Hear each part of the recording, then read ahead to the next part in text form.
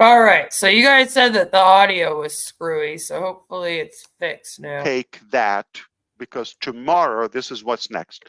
Tomorrow, we're going to have this X time estimated. I might not necessarily change it, like share it with you for obvious reasons. We want to get closer to the accomplishment point, to the finish line, so that we can be more accurate. All right? Or we could decide to give you a range. That's A, timeline. B, which is more important, is DeGarmo okay? Joking aside now, is he okay? Like, he's just having... All right, we're just gonna fast Shorty. forward it a little bit. It's Rest not that assured much that longer. we are not going away. We're coming back, and we're making a historical comeback. And things are going to be more visible to you. So you're going to see it. We're not going to talk about it, right? And then I like your input to share the buzz and to share the excitement and to express how good is what we have. I already know that. Done. But I want you to see it with your... It's literally, it's going to make you speechless. So rest assured. And second thing is, please, if you believe in this concept and this journey, stick around, stay close. The coming days are crucial as we transition to a new height. Okay? So if you care about this, stay close, okay? And make sure you pay attention to every update, every chance we get to meet. Third thing is, potentially next week or within the next days, okay? Not like, I don't want to say a month, but let's say less than half a month, all right? Within the next days, what's it is, 25? Let's say by the first week of October, okay? Yes. It is reasonable to expect some critical updates about the current situation of Onpassive. And the last thing I want to mention right now is to give you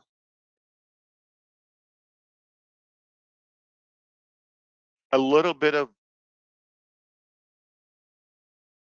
clarification about the next phase of Onpassive. What do we mean, the next phase of Onpassive? So the evolution started as the following. Number one, we had an Excel sheet. That's where evolving. we were preparing the business. So when we have a business, basically a website or a back office, we feed it there. All right, manual. Then our business grew faster than we thought, much bigger than we thought. So we created Go Founders. That was December 2018. And that was not in the benefits or the promises of Go Founders now, Go Founders previously. It was not one of the requirements. We just decided to make it happen because we decided to go to a higher level of the products, do it all in one platform. So it's going to take longer, and we're going to They do wanted it to all hang in-house. Because of that, and there's a high demand on the founder's position, we did not want to shut down that ability and not to be consumed energy-wise and efforts and time just by catering to the founders and the volume that's coming in at records we've never seen before, truly, in any company. And the globality of what we had is really globality. The definition of a global business. we touched every corner of the planet, literally. So then we wanted to automate the process so people would have a link. We don't need to be involved in the transaction of somebody joining or offering them. We had videos, pages to share, and people would just come and register.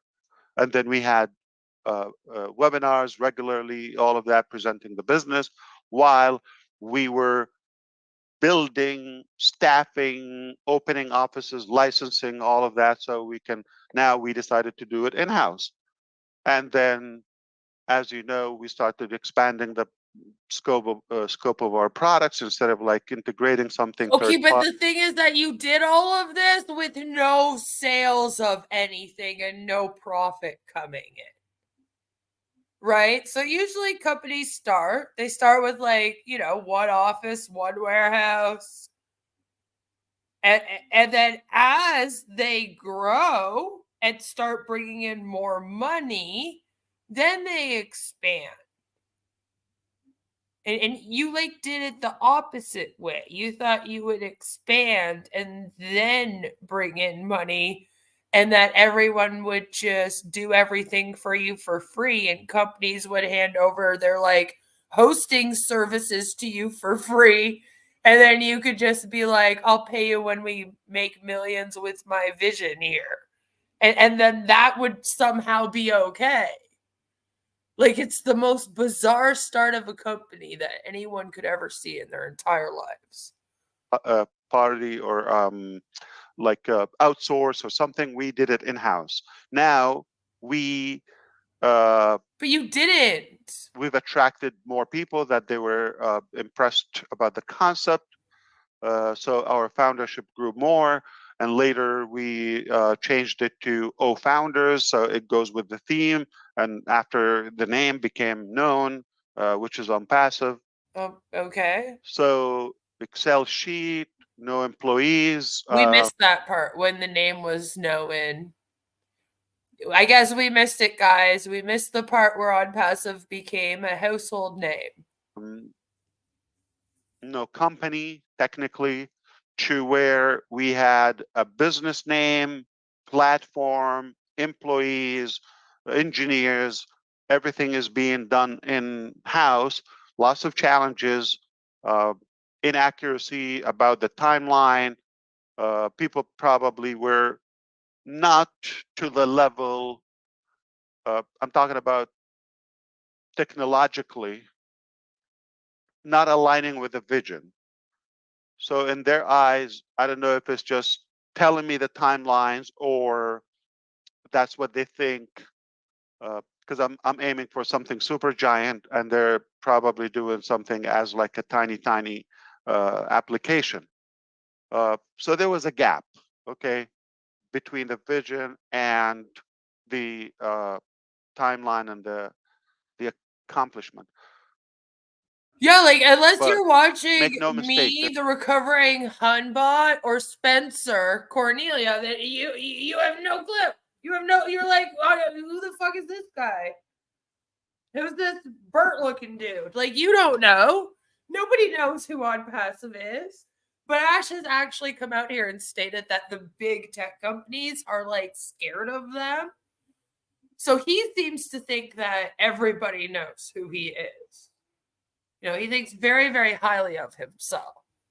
It's not just, they don't just think highly of him because of the whole cult thing, He also thinks very highly of himself.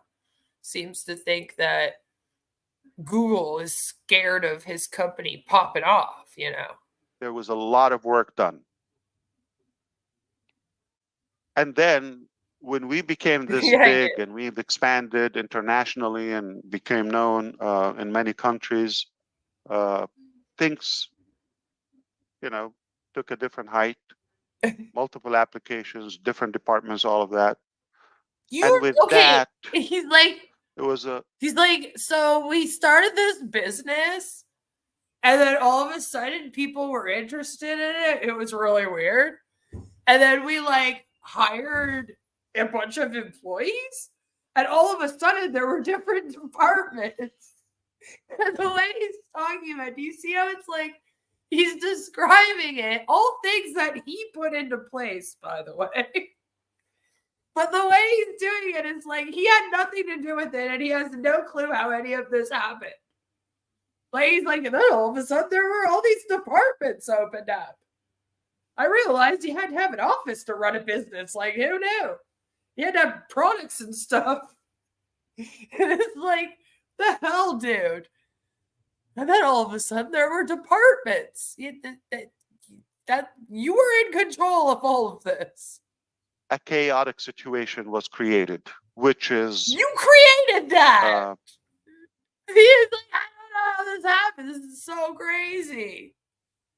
I broke a bunch of laws, hired a bunch of people I couldn't pay, cheaped out in my hiring process, so I didn't get people with the experience that I should have. Again, this is all that all goes back onto that, right? But the way he's presenting it here is all like, I have no clue how any of this happened. It was just so weird.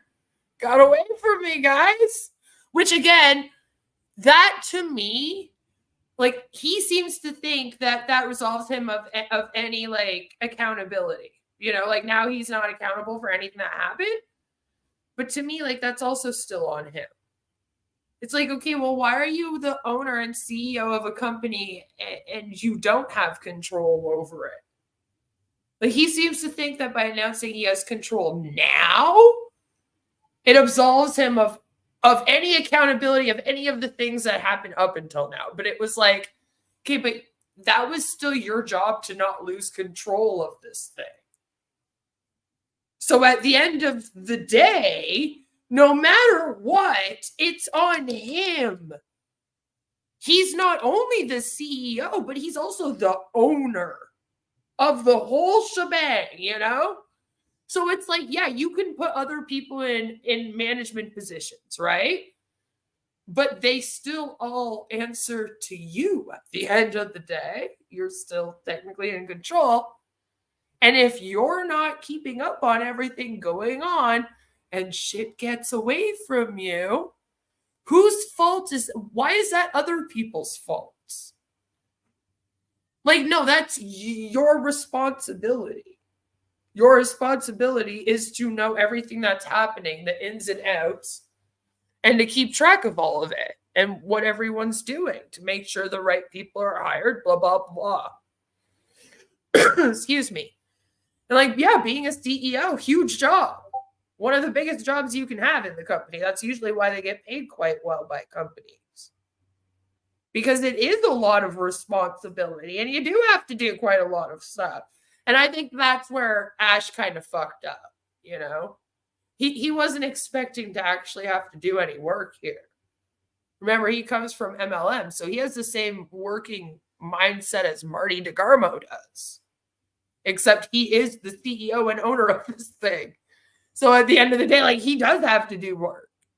And I think it surprises him. He's like, oh my God, I didn't actually think that I'd have to run the company and shit. Getting off track, it's hard. You know, with volume, we've hired the wrong people, etc., all of that. But we realized that was not exactly what we've envisioned, time-wise, quality, nor the overall accomplishment. And see, the thing is that what Ash envisions is completely unrealistic and unattainable. Okay?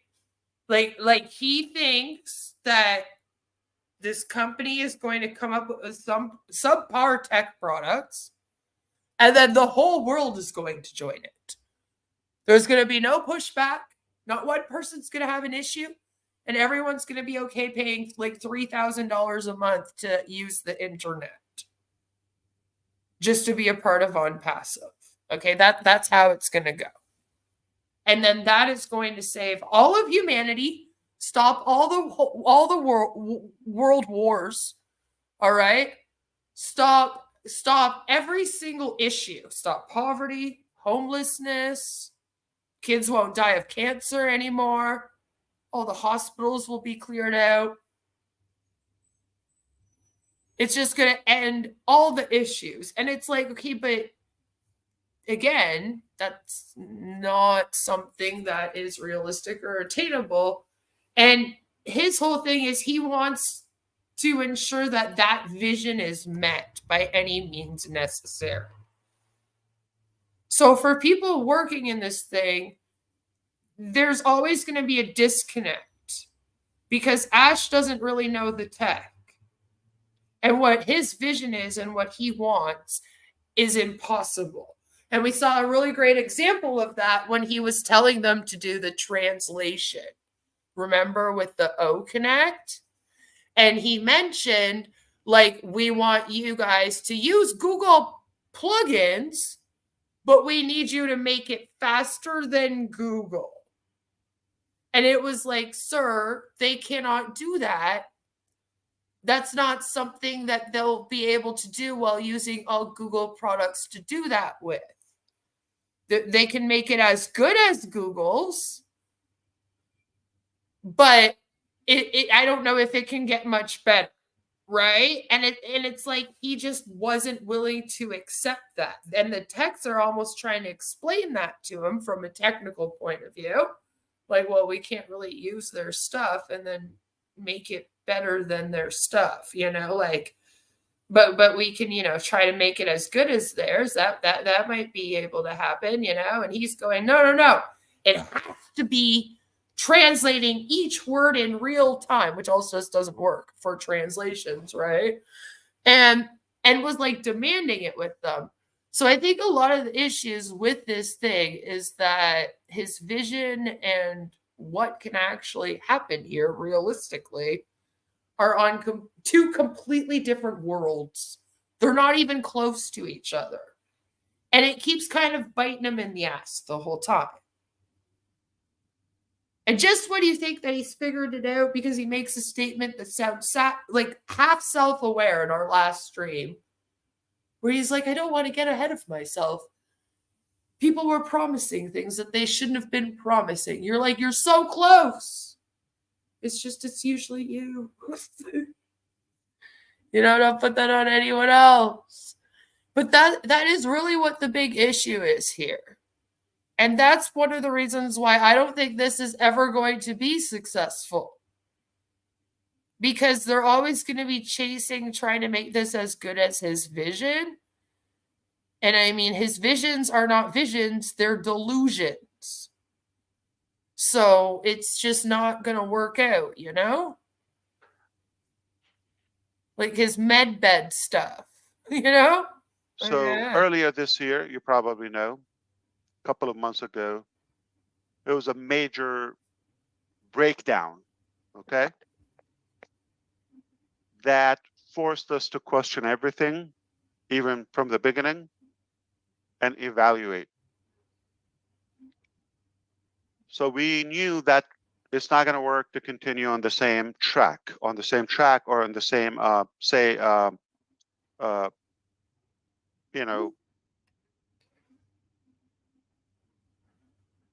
pace or momentum. It's not going to work. Okay. Different departments were just hitting in the wrong direction or the opposite direction, and all of that, whether intentional or unintentional, just the way they thought it is. So all in all, when that happened, we were forced to literally stop the ship and reflect which direction we want to move on to. Now, I want to remind you, even from the early days of Onpassive, we said this is only one phase. There are more to come. And we started with Onpassive as the foundation to where we want to build other avenues of life. When we decided we're going to stop, reflect, evaluate, and see how we're going to proceed and move ahead, of course. See, that's actually the thing, is that they've done so many studies on workplaces, and they find that the more you pay your employees and the more benefits that you give them, and the least stressful environment that you give them, the harder they work for you. Yeah, who knew? If you make your employees actually feel appreciated, they will bust their asses for you. But if they're in a toxic environment and they're not getting paid well and their benefits are all shit, then the momentum tends to die in that office. And it's like, no, really?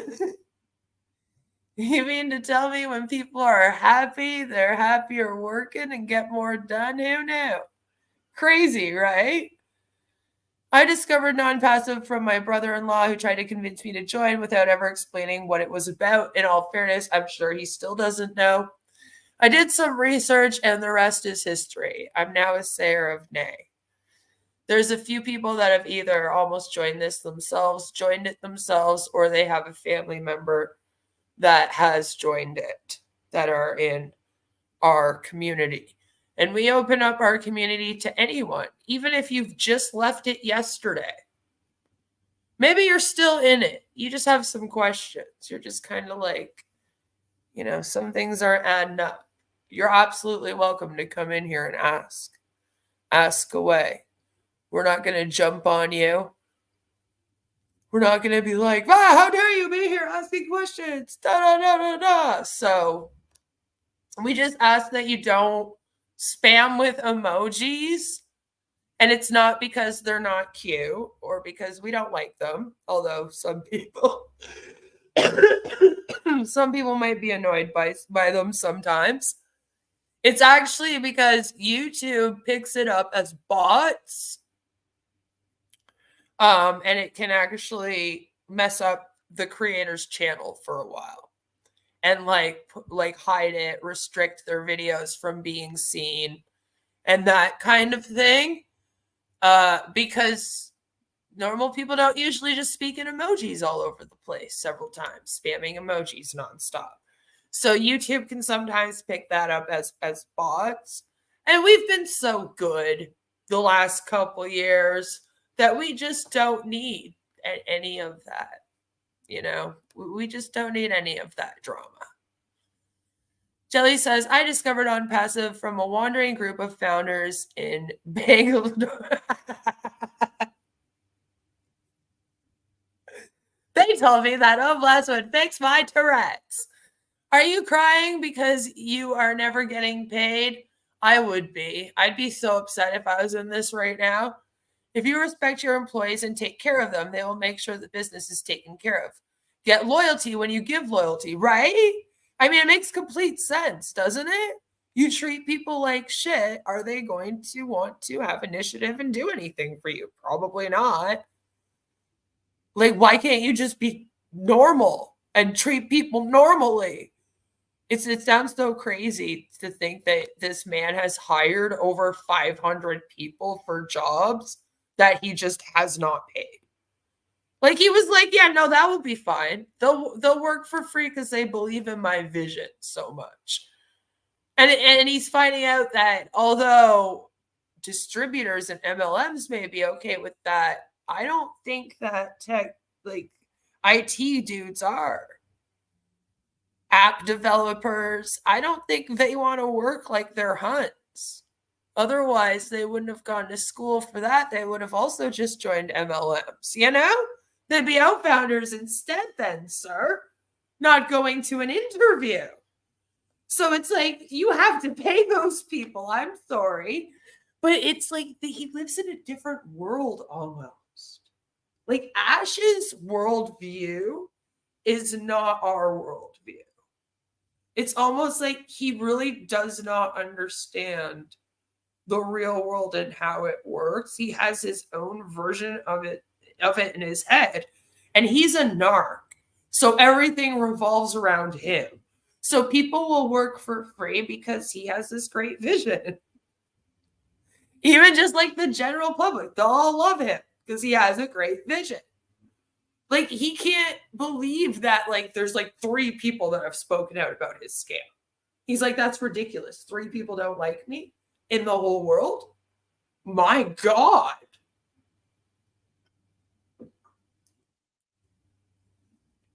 It's like, yeah, like we probably all have like 3 people that don't really like us in the world. Okay.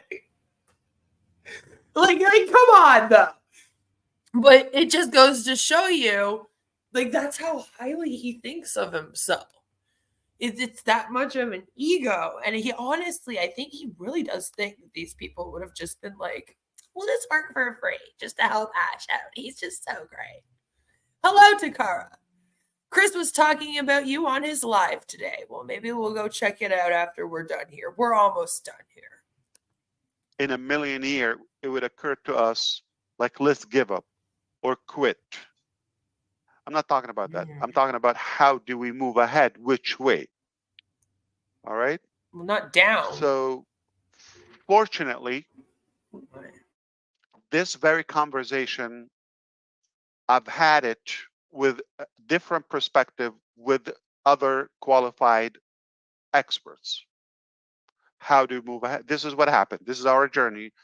This is what happened. This is where we are. And this is my vision where we want to go.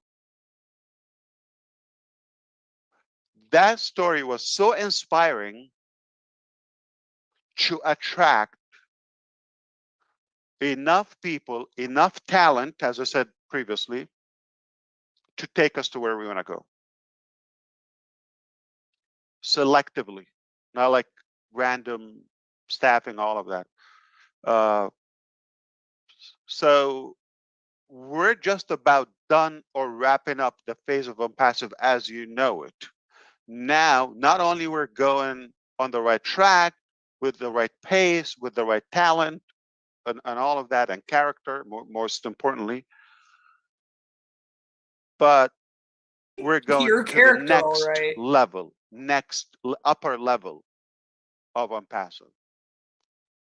And it's definitely exciting to share all those updates with you as we progress. So that's why you really need to stay close in the coming days as we unveil Stay all closed. those. Sound like you said stay closed. Close yourself off. Do not be open-minded in the next couple days. That might be some good advice, actually, for them. Developments and not so much about the past, but we're going to focus on what's coming. Ash, I really need you to do me a favor. It's been bothering me for like 3 years. Can you just do me a favor? And I understand that English isn't your second language, but I really need you to learn how to say the word development. Okay? Can you please? Please. Every time it throws me off. It's like one of the only words that you say, and you get it quite a few wrong. But for some reason, that one just every time it throws me right off. I could be in the middle of doing something, listening to him in the background, and he says that word, and I just stop what I'm doing and just look at the screen like, why can't you say this word? And I make fun of myself. I have a damn speech impediment. I say words wrong all the time. And I laugh at it because all you can really do is learn how to laugh at yourself and then correct yourself. And we make jokes where people correct me. My entire old tagline, which used to be let's throw some spade, was because I accidentally said spade instead of the word shade one day.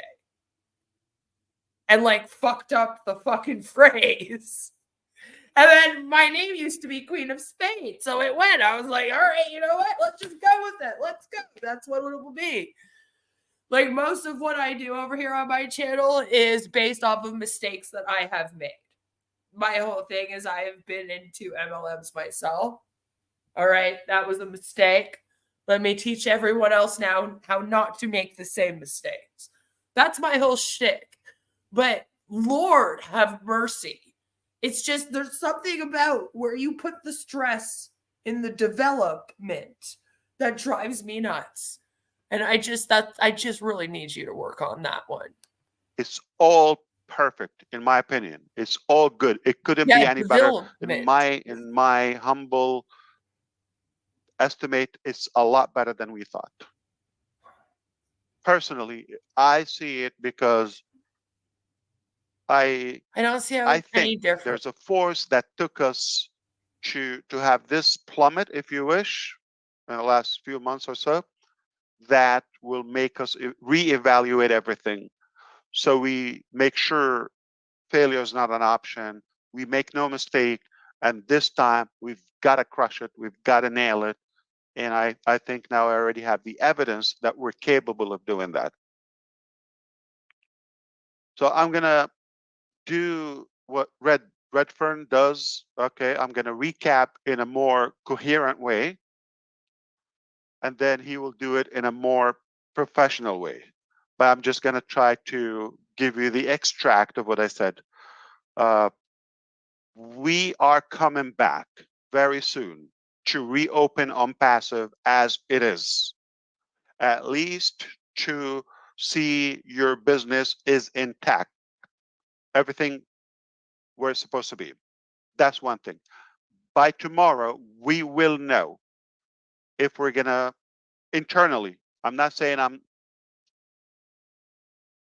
I'm going to share this with you, possibly, but at least we will know if it's going to be a brief transition between This is no different. what we have now to the next phase of Onpassive. How is this any different? This is the exact same thing he's been saying for a month. It will be in the next coming days. Okay, you've always said by the end of the month. Then you made it the 29th, not the end of the month, the 29th. Yeah, one day. A week from Sunday. Right? It was supposed to sound sooner. And now it sounds like we might even be adding an extra week onto that. And it's possible it might even go into the first week of October if I heard this speech correctly. And so, like, if anything, are we not just adding an extra week onto this now? But it was always going to be in phases. You've always sat here and said that it's not going to be perfect and you guys are perfecting it. But then simultaneously at the exact same time, you say stupid things like, we won't release it until it's perfect. And there's just so much like mixed messaging with that. I don't have enough time to get into it all right now. But I assure you, like, it makes no sense to be like, I'm not going to release this until it's perfect. And we're also going to release it. And then we're going to go through phases until it's perfect. But that's basically what you do every time you come on here. I'm not seeing the difference or the new information that's being given today versus last week, the week before, the week before. Last 3 weeks been the exact same, pretty much, just different wording. You're just using different wording and trying to manipulate the words into making it sound like it's coming sooner, but it's all the same fucking time. And like I said, today it sounds like you may have even added on some days. So if anything, it's going to take longer. Yeah, my pause game is on fleek today. We definitely have to screenshot this one. And I'll post this up. You guys can meme it. And I mean, if any dingers end up on there. Or we kind of like make a wrap-up closure to the current phase of Onpassive, sharing more details with you and giving you more light on what's coming ahead on the next chapter. Okay? I hope that makes sense. So the evolution. So they had like an e-suite, which is it's basically like an SaaS. So it's like an e-suite that you go into, and then you have several different products that you can use. All of the products are dedicated to allegedly helping you run your business. What business, you ask? Well, it's supposed to be an MLM business or a small business. But once you get in there, it's really just going to be the Onpassive business. So while you're in there, you're also in their MLM, right? Where you're going to be selling their products, such as a video conferencing app. And it's going to be a few $100s every 4 months or 3 months, 4 times a year, allegedly. All these products did go live by September of last year, but they have since been taken down. And now the whole website is down. Everything's been down since June, the end of June, June 27th. And now he's stating that everything's going to be back up and running again, but it will be better than ever at the end of September or apparently first week of October now. Is going up. But the thing is that if you don't know about this scam, if you don't watch me and you're not an O founder, you don't watch the Recovering Hunbot, you would have no clue. If you're brand new and then this is the only Onpassive video that you come across and it's this 360 that they're doing, you have no fucking clue what they're doing, do you? They don't really explain much. They just keep saying, have loyalty in Ash. Don't worry, it's coming soon. We're going to save all of humanity. Every once in a while, they mention the products. But it's not like they do a good job of ensuring that if you're brand new and you came across their video, that you would have a decent understanding of what this is. Which maybe they should be doing every time. Because the point of these corporate webinars were once used to be to try to recruit people. And I don't know if you're going to be recruiting people with this information. Right? Where you're not even saying the product names. We secured the recovery. Now we're going up. That's all I wanted to say for now. And I'm sorry for whatever is happening at the DeGarmo's home. But yeah, he's more worried about what's happening at Marty DeGarmo's house than he is about the fact that the website's down. Because right now, still, if you go to onpassive.com, you're met with the exact same screen as I showed you guys yesterday. It says error.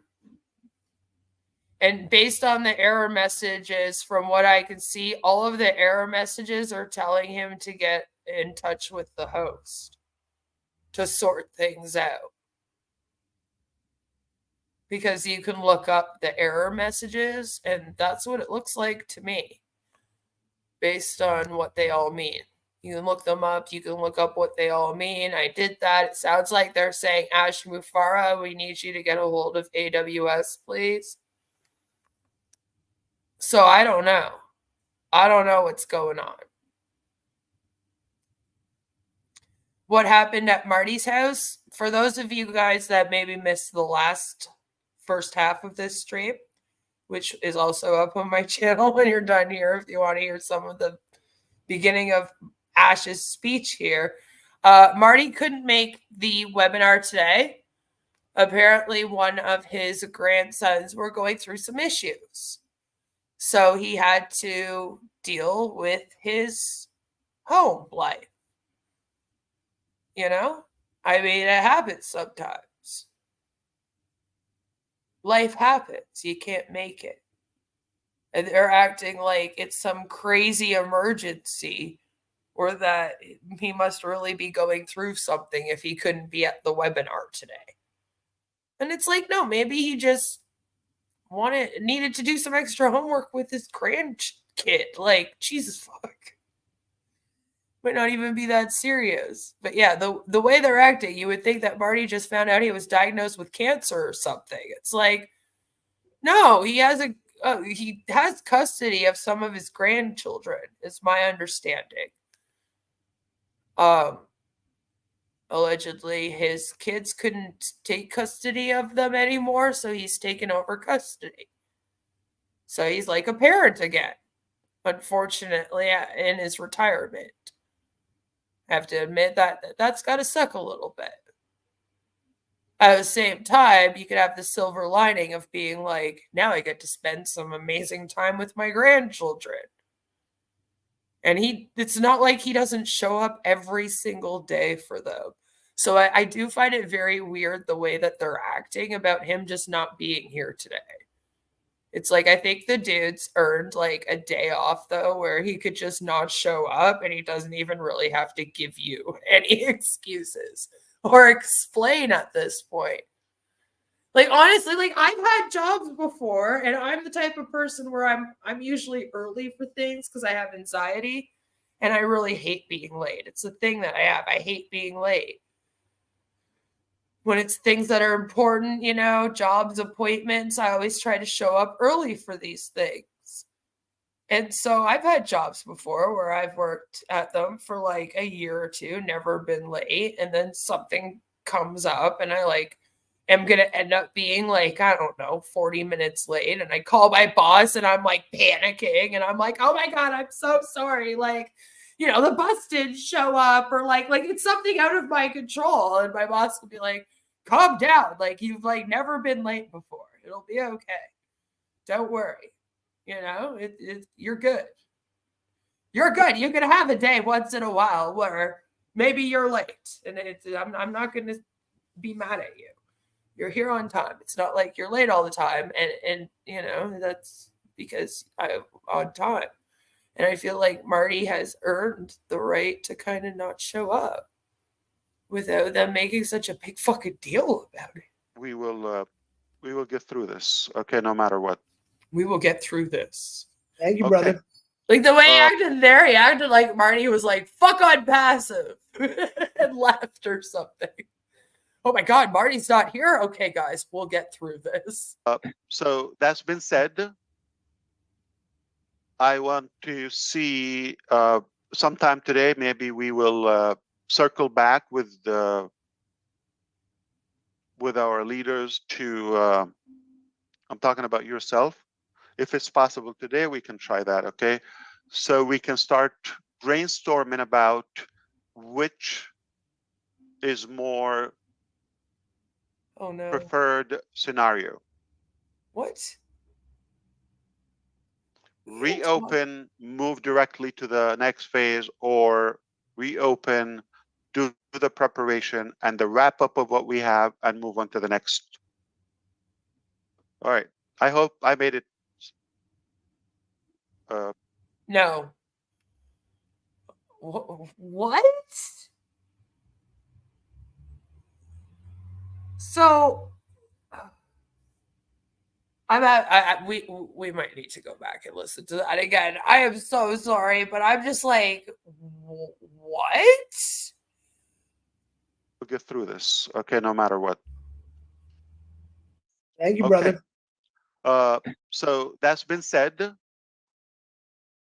I want to see sometime today, maybe we will circle back with our leaders to I'm talking about yourself. If it's possible today, we can try that, okay? So we can start brainstorming about which is more preferred scenario. Reopen, move directly to the next phase, or reopen, do the preparation and the wrap up of what we have and move on to the next. All right.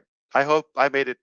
Wait, so if you open up now and then move to the next phase, are you not wrapping up what you have or preparing at all?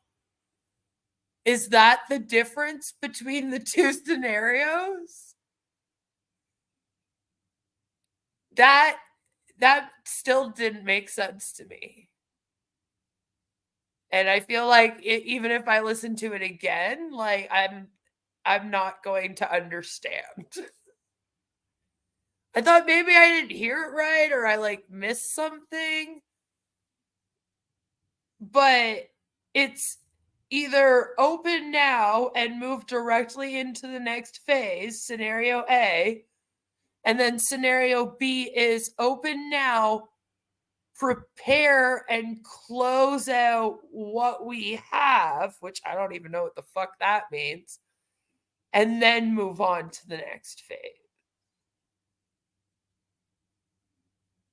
And I don't feel like anything we've heard up until this point actually explained much. about any of that. Like, he kind of talked about going through phases, but like I pointed out before, he's just kind of listing off normal phases that you would go through as a tech company.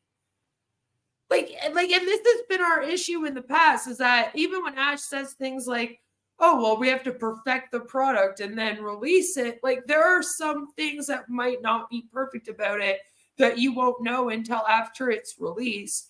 And then issues arise that you'll have to fix. And then you should be continually trying to perfect the product. I know the Recovering Hunbot has definitely gone into details about the testing processes and all of that, and how, like, you have to be collecting data on everything the whole time. Like, it's not just like release a product, there it is, that's the product, it's perfect, we're done with it, never to look at it or tweak it or do anything to it again. Like that's not really how the tech works, especially this kind of tech company that's all like the software as a solution tech companies, where they're all like softwares online that you're using. Like, those are constantly being maintained. Like, they're the constant maintenance happening to them, right? And he really just described phases of, like, you know, we make a product, we test it, see how it works, and then we release it. Like, yeah, isn't that what we've been doing this whole time? According to you, you've had all kinds of beta tests in the past. So again, how is this different? Nothing's different. It's just the same thing over again. But then he's telling us it's different because he's announcing that he's now taken back control of the company. But, like, I'm still confused as to when he allegedly lost control and when this thing wasn't in his control. You know what I mean? Like, nothing makes sense here. And it's because I don't think he's actually thinking all of this through. And if it would make sense here, he's just thinking about him not being guilty in any of it. And then trying to explain things away so that he's not at fault. So that's why things aren't connecting and they aren't adding up and nothing is making sense. Mark says, quite clever involving the founders as to what Onpassive does next. Ash will ensure he has their loyalty by making them feel important and valued. Yes, and he's alluded to doing this in the past, but I don't think it's ever actually been executed. Because, like, even these beta tests that I just brought up that he's claimed he's done in the past, we're not really sure about them. Because they haven't released any data on anything, which is usually also how tech companies show you that their stuff works, is they release their data showing you that their stuff works. And then when they fix things and they fix bugs, they tell you what they fixed and blah, blah, blah, you know? So, and we don't really have any of that information. I don't know if it exists. But they were supposed to be a part of that process. And I don't know if any of them were. So I am kind of interested to see if this will be done differently and if he is going to involve them more, because it sounds like he is based on this. But I don't know. It could just be like before. But I'm hoping maybe something's changed. He keeps saying something's changed. So we got to kind of just be like, I hope something's changed. Pay commissions or just start fresh. Now, see, this is what I'm scared of. I'm scared that part of what's going to happen here is now this company's going to be starting fresh, as you just said, right? And that's kind of how he's framing it as well. Like, I've taken back control now. We're going to shed all that old stuff, get rid of it, close it down, like he's saying, right? And then we're going to start fresh. And I think that actually might take out all of the responsibility on him. The O founders might not now demand their commissions that are owed to them, because they'll be like, oh, well, we're just cutting our losses. We're all starting fresh. we only missed out on our commissions from the O Connect, but Mr. Ash Mufareh, he sacrificed so much more for us. So it's okay that we miss out on that just to start fresh as a brand new company. And I don't like that. I don't want that to happen. And unfortunately, if he frames it like that, we might have to sit here and watch that happen because they'll jump on that bandwagon. It's very frustrating watching this because, you don't want these outcomes, but they always frame Onpassive in a positive light. See, so it's like, fuck, how would they take that? It's easier for them to go, oh yeah, we'll all start fresh now and move on, than it is for them to look within and kind of realize what's going on here and have to really think about those commissions they're owed. I do hope they launch sooner than later. I misread live streaming about a new strike through he found on a TNC's page. Start fresh in 2029, right? Are you paying them salaries? That's why you should have a team of executives, right? What, like, are we paying anyone right now? Because it's weird to think that we're paying new people when we owe people. I wouldn't be able to go and hire a whole new team if I had a whole team that I owed money to and I just had to lay them off. That sounds like an awful thing to do to people. And where's that money coming from now?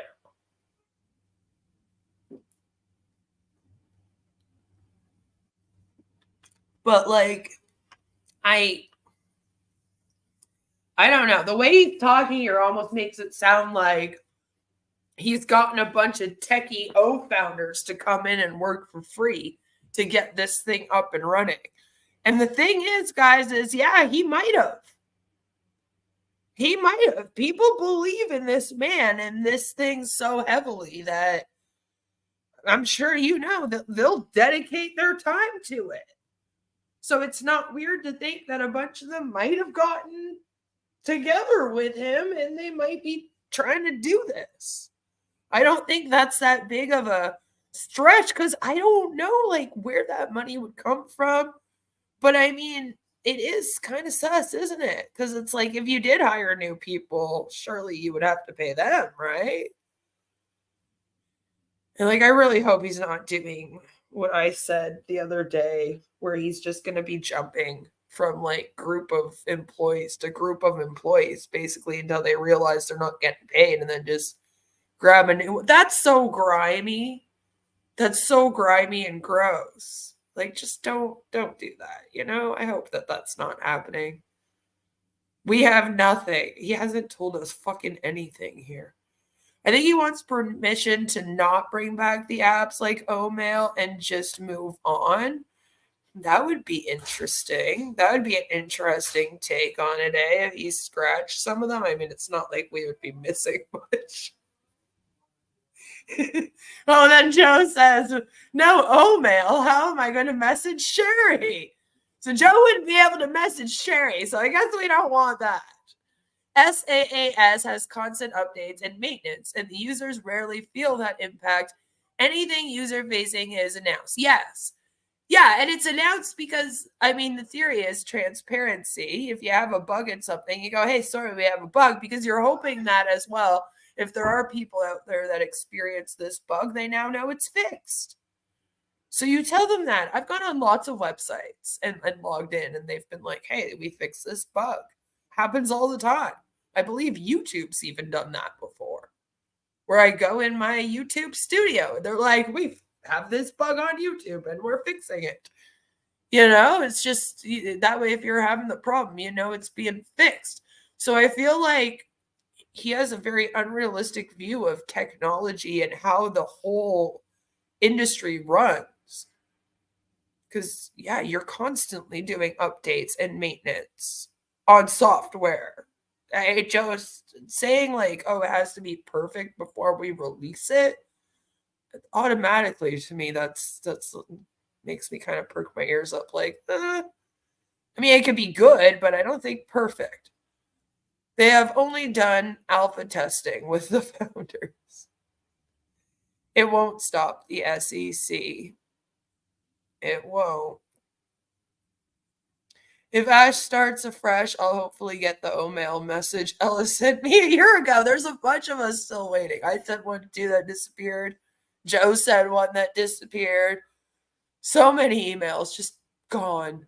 He's absolutely going to start fresh and get another few years out of making them wait. See, and that's another thing with the starting fresh I'm worried about because, does it reset the clock, right? It doesn't for us, by the way. It doesn't for us, but will it for the O founders? Like, will they kind of take it as, yeah, sure, we're starting fresh. Everything that happened before now, we'll just forget, Just blame it on the Mohammeds committing espionage when they did nothing wrong. Good thing you brought that up, because he kind of is. He has been implying that it's ex-employees that have been screwing him over. And unfortunately, the only ex-employees that the O founders are aware of that have left right now is actually just really Mohammed Nazal. So they're putting it all on him right now because the witch hunting is happening. And as you guys know, if you have a problem with somebody and you're in a community, you come out, you announce there's a problem, but you don't actually say who it's with. The community goes into a frenzy trying to guess who it is. All right. So it's better to either say who it is or shut your mouth. Okay. It sucks, but it's just the way it goes. It's almost worse because then innocent people get dragged into things and you get finger pointing, the paranoia starts, blah, blah, blah. And that's kind of what's going on here. And it's very common in cults. Okay, and leaders sometimes use it to get control over a group. Dividing and conquering works magic. And narcs love it. It's one of their favorite tactics to use. And cult leaders are no different. So it's like, oh, that's going to be going on here. And to the O founders, they automatically, when you just come out here and you're like, oh, the ex-employees fucked me over. Well, they automatically think, okay, well, we know that Mohammed Nazal just left, so obviously it's him. Because they're going to start guessing. He hasn't told them that he and Mohammed Kamal have broken up. I outed that info. He has not acknowledged it. So, not to the O founders. So, they don't know that. They don't know that Dr. Susan has left. That's all hush-hush, too. So, like, to them right now, it's just they're aware that some of these tech people have left due to not being paid. Ash has said that. And then they know Mohammed Nazal has left because he publicly announced leaving when he went to his new venture. Which I understand him doing, but it wasn't the best way for him to do that. I wish that he would have felt comfortable enough to reach out to myself or the recovering Hunbot and ask one of us how to kind of go about doing that without, because now this is happening. And I don't know if we could have told him to do anything different, by the way, that would have lessened this. He'd probably still be getting blamed. But it was very sudden for them. And they all immediately started blaming him and getting mad at him and attacking him. And I've shown that to you guys. Jean made a post, there was Tanya saying shit. There was a lot. There was a lot going on. And so that's kind of continuing because that's the only one that they really know about. They're going to go by their own knowledge. And they are only listening to Ash right now and what he says. So unless they've accidentally watched me and heard something that I've said about it, they have no clue. So it makes sense that to them now it's Mohammed Nizal. And so that is happening. So it's already happening where he hasn't directly come out himself and been like, everyone, it's all this person. But him not being direct is causing these issues now. That's why I say, unfortunately, when it comes to situations like that, it's either better to not mention it at all or wait until you can actually tell people who it was if you're telling people. Because it's not fair to the people that haven't done anything wrong that then get thrown into that and blamed for that, right? Because there are people writing to Mohammed Nizal like on his Twitter if he does a post about bullish. He'll get a message every once in a while that's like, and screw what you did to Onpassive, you ungrateful piece of shit. And I'm like, oh no, oh, that's not good. No, we don't want that. But at the same time, I hope that founders are seeing that as well. Because that's going to be you. If you need to leave, it's not good. It's not good. I wouldn't support it if I were you. The attacks on people when they leave is not a good thing. Ash is only paying himself. He had to have pocketed some money. And none of this makes sense unless he did, in my opinion. That's just my own personal opinion. I don't know how he would be getting any of this stuff online right now unless he does have the money back from the merchant. And then it would make some sense that he would be able to pay off some bills and whatnot. But otherwise, I'm very confused as to how we even get this up and running in 4 days. Another battle with a new processor. We'll see. And this is why I'm kind of like, what are we doing? Why are we promising we're going live as a company at the end of this month? This is not... do we have a processor right now? I don't think so. So, like, maybe we shouldn't be promising that. Techie and founder is almost an oxymoron. Yes, they prey on people that are tech illiterate because they know their tech sucks.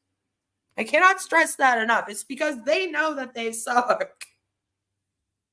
Okay? And I feel like that's also why maybe they wouldn't have hired those people that have high education in tech, because they won't put up with his micromanaging his vision of what he wants the tech to be. They give him more pushback. So you got to kind of take a step back and go, how would this man run this company with how he deals with everything and how he views the world? And I just don't think that he was hiring the best. And I said it when he announced he thought he was hiring the best. They are so in love with him. They probably absolutely are working for him for free. And they would, you know? I mean, we could be looking at a situation like that. Refunding commissions as O-coin for product purchases. I don't even know if that will happen. See, if he wanted to, he could probably just give them all commission and O-coin and they would gladly take it. Maybe that was the point of the endless extensions. He tells the SEC he provided enough value to make up for the commissions he never paid out. Yeah, he does. He says, I deserve to pocket the $108 million because I'm working very, very hard here. You know?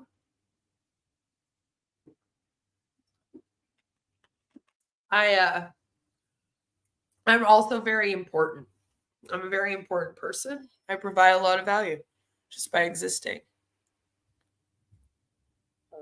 Maybe he's just trying to spin this out until the SEC trial, assuming there's no settlement.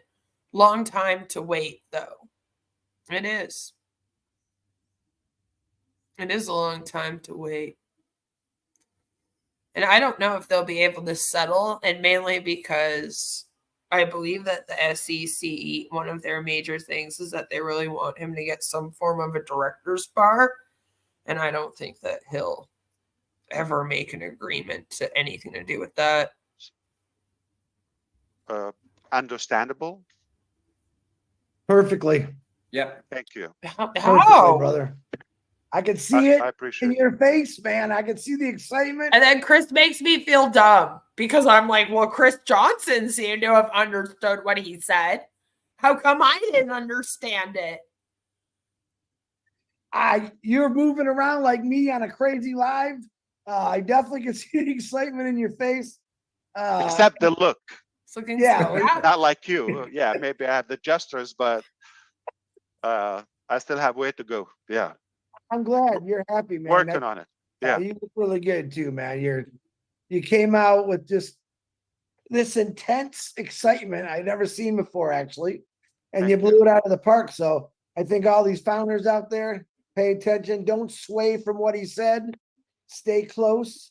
What I think he just said was amazing. And get ready, guys, because things are coming your way. Woohoo! Absolutely. Yay! Indeed. Right. He's so excited. Let the fun begin. Okay. Have a good Cheers, one. Ash. Have it. Thanks for coming out, Ash. Appreciate you, brother. Of course. Give the family our love. I appreciate it. Thank you. Well, there you have it. There you have it. He was making me nervous. He was so intense. Oh Lord. That was pretty good. Yeah. Marty, I know Marty's still on here. I know Marty was listening to all this, but I'm sure he's going to call me in a couple minutes and we'll fill him in, but I'm sure he heard of it. So, Lord. hey guys, that's live.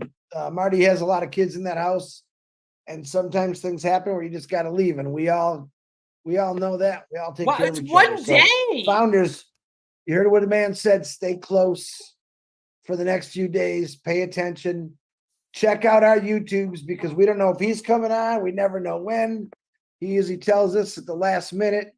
So just pay attention. It's all happening, Absolutely. guys. It's all happening. Okay, guys, that's it from us. Wrapping it up now, and we'll be back very shortly. Good news all round. Bye for now. Wow. Good news all around. Good news all around. Good news all around. Bye for now. So again, this is what the Onpassive website looks like right now.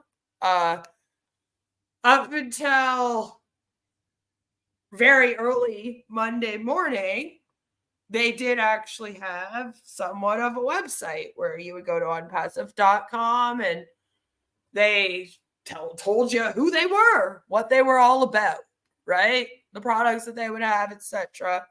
Their OES was still not working. You couldn't log into it. And their products were all still down, but there was a website. And since Monday, it's been like this.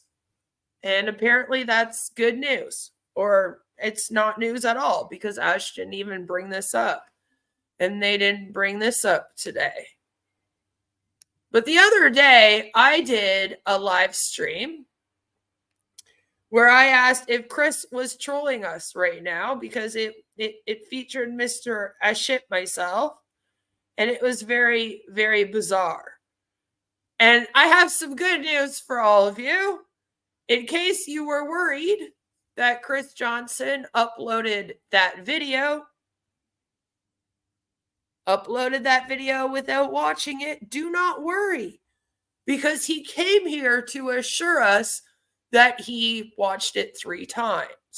And yes, if you do not believe me that this is actually Chris Johnson, just to show you, just clicked on it. This is the channel that pops up. It's him. So he came to let me know, Dear Queen, yes, I watched the video 3 times. Yes, the name caught me by surprise also. I would never laugh at anyone with a disability. So yes, I do care about all people, and I was not being judgmental on this person because of their name. I have a great sense of humor. So if it was a joke, well, it was a good one. The fact that he has Tourette's, and he explained that he did not want people to laugh at him. Joke or not, people have feelings, and I'm about equal opportunity for every person on this earth.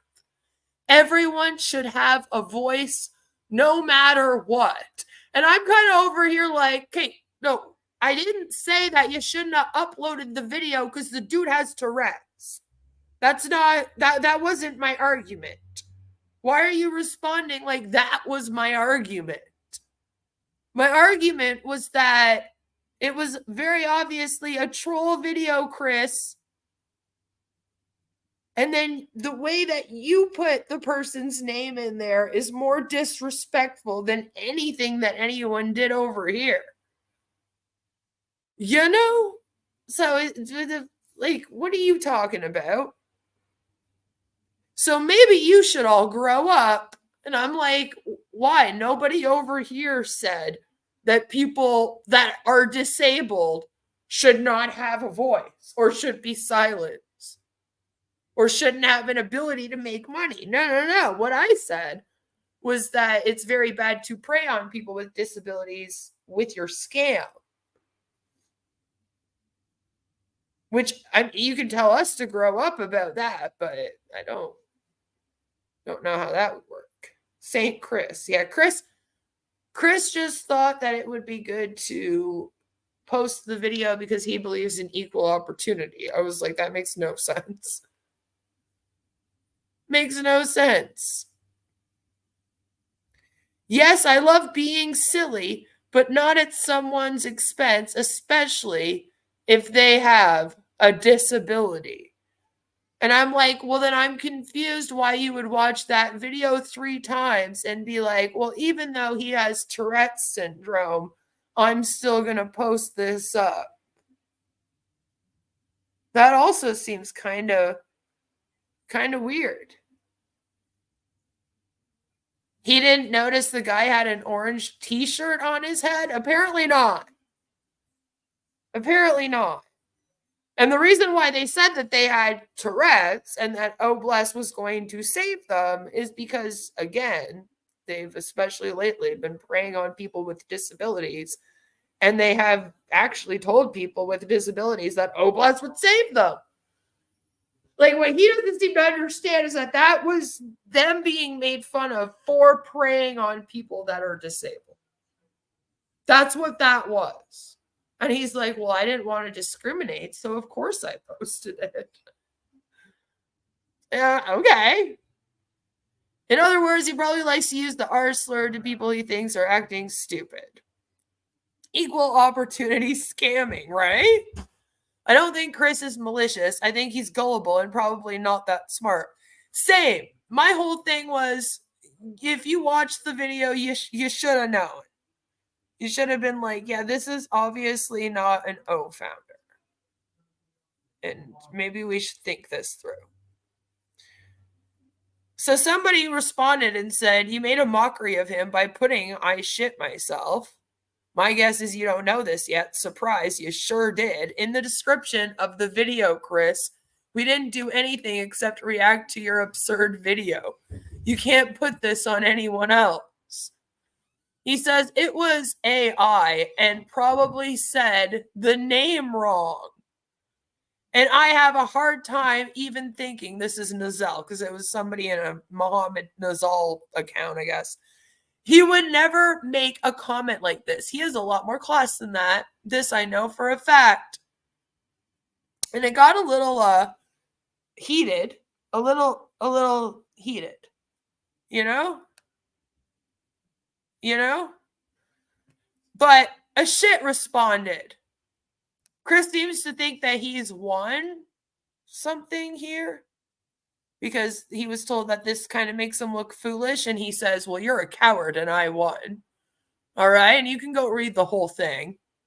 It's still under the comment of this video. Like, I haven't deleted any of these. We're reading them right now. Excuse me, but I shit myself came and commented. And he said, hello, I am Dr. I shit myself. Chris Johnson had no ill intent with posting this. In fact, I went to great lengths to make it look legitimate. It was a prank, Chris. Sorry. I didn't email it to you because I knew you weren't feeling well. It is just a joke. If you think Chris Johnson is a bad person, then I wonder about your own intelligence, pal. Chris is not trolling. I trolled Chris. Just wanted to clear the air here. Chris is not a bad guy. Anybody who thinks so is a dummy. But he is kind of a bad guy for scamming people, you know? But it made me laugh that Chris came and was like, no, I watched it 3 times, you know? So then he says, it's staying on my channel because it was funny. Thanks for the laugh. And they say, thanks, Chris. You're a great sport. Sending best regards.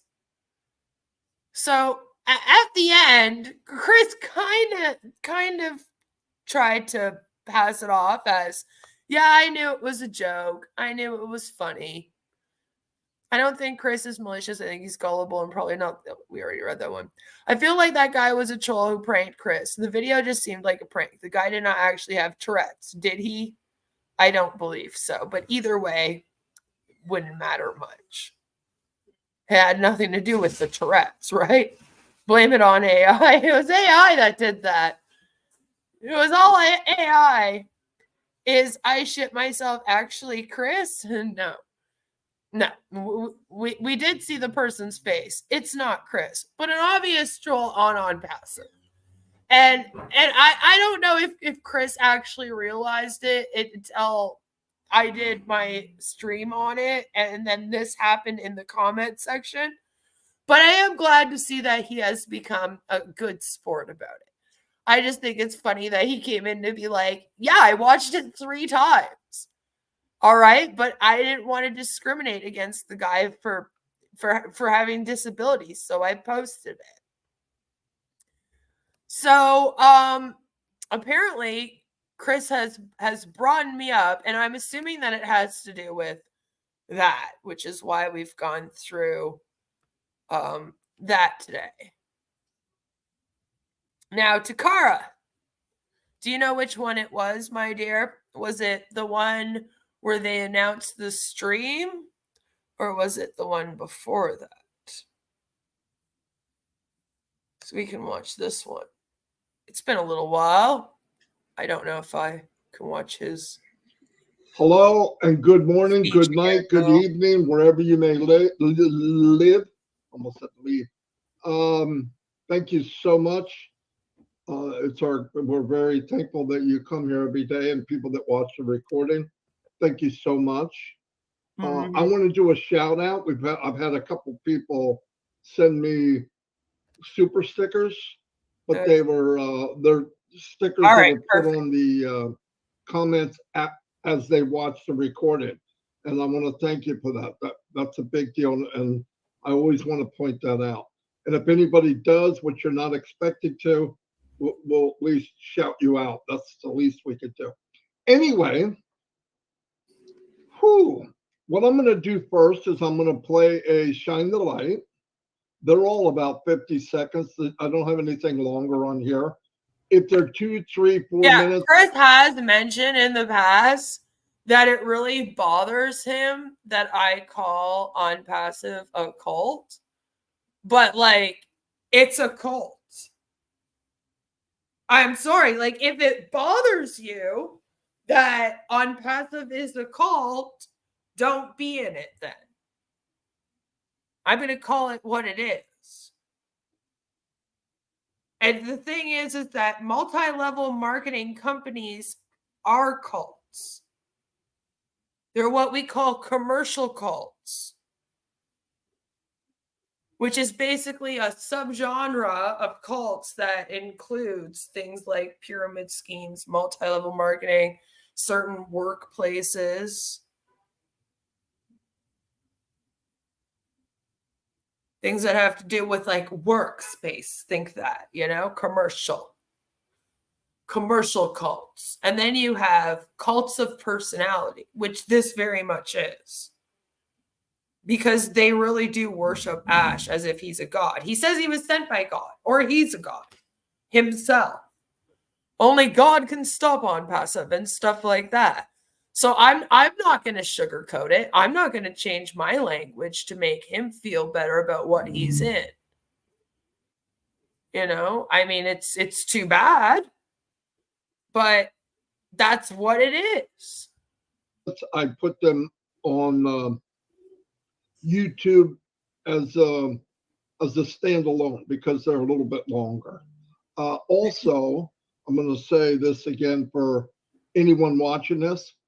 Whatever YouTube channel you're on right now, don't forget to subscribe and ring the bell. And what I mean is, there's a little button there that says subscribe. Click it. You'll see a little bell. The bell actually will notify you Sometimes. when a video comes on. Not all the time. Okay, so don't forget. And really important, it means a lot to us. Thumbs up. What I'm looking at now, Thanks, and I'm Mark. gonna let this know for sure. Everybody. Mark says, hey, keep up the good work. These cults need to be shut down. Understand, and I mean this, if you know me, down the road as time goes on, videos do not disappear. Violet says, straight from God's mouth to Ash's ear. It all went a bit wobbly with that ear tag.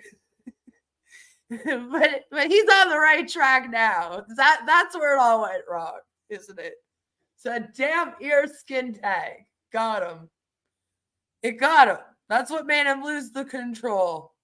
If it wasn't for that, everything would be going just fine right now. Ring the bell, Marty. That only works once in a while. To be fair here, I am going to say that in our YouTube studio, it exhaustively tells us to tell you guys to subscribe, like our videos, ring the bell, and tells us to tell you to ring the bell so that you'll be notified. This is why all the creators say this in like all their videos. You're told, say it in every video, say it in every video. I'm an awful YouTube creator. Okay, I'm not good at following trends. I'm not good at clickbaiting. I'm not good at asking you guys to subscribe or like. I feel iffy if I tell you guys to do that like more than once every few streams, you know? I try to mention it like once a stream, like, hey guys, like it before you go or subscribe. I feel really weird. They tell us to do it right at the beginning of our stuff. I feel like that's really weird. Like you haven't even been watching me long enough to figure out if you like me or not. I understand maybe wanting to wait till towards the end before you're like, all right, you know what? I like this stuff. I'm going to subscribe. So like, it's not all their fault that they're sitting here doing the YouTube spiel going, hit that notification bell. It will definitely send you notifications. It doesn't most of the time. But yeah, unfortunately, I just have to get that off my chest. YouTube's annoying with it. All right. They send us videos that tell us how to be YouTubers, that tell us to do these things. And it's like, no, okay. If they want to like, they'll like. We're here forever, right? So a lot of people are doing Shine the Light. Your videos will be on here. People will come on to yeah, and see, they do things like that where they make like confetti come up if we tell you to like the video, you know, or when we say please subscribe to the channel, the subscribe button does funky things on the channel. Like that's supposed to be like incentive for us to say it, and then also incentive for you guys to be like, oh, cool, pretty button, I'll press that. Because that's apparently how our brains work. Look at people to see who they can relate to, and it might be you. So the more attraction we get to the YouTube, to start with, because I don't think we even started yet. But once we get going and the world starts to learn about Onpassive, there'll be a lot of traffic coming to our YouTube channels. Did they take their last launch like back? Because they launched last September. Remember, that was the launch. They were going viral with Connect. And now we're back to we haven't started yet. So I guess now that launch didn't happen either. I've never seen a company launch so many times and then state that they haven't launched yet. At that point, It's been like 7 times. your video will be shown. And we all work together. And I'm not asking you to build the channel or make videos for us. I'm just saying, like, subscribe, and give a thumbs up. It's a big deal. And then also send us your videos so that we can put our intro and outro on them and then upload them to our channel. So that was kind of a lot. You are kind of telling them that, though. And we really appreciate it. And by the way, my thought now is looking, well, my thought always is looking ahead. But during the founder buildup in the last couple of years, 3, 4, 6 years, was working with people and getting people to understand what all about Onpassive. That's still going on, but now I'm adding the future, where we're going. And I want everybody to think the same. You have different techniques, but I want people to start focusing on who you are, what you can be, and where we're going. That's all. And I'm just emulating in a small way, Right? trying to emulate what Ash is doing and where he wants to go. Because I think we're the most fortunate individuals on the planet to be here now during the journey. Anyway, let me play one of the Shine the Lights, and I'll be right back. This is somebody from the deaf community in Mexico, I believe. So they've really been hitting the deaf community hard.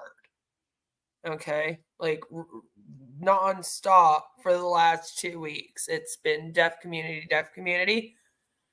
I just hope that there's going to be closed captioning, because they've made some statements in the past about how the deaf community only is talking to the deaf community and we don't need to hear what they're saying. And I'm like, I would kind of like to hear what they're saying. I want to know. I care about them.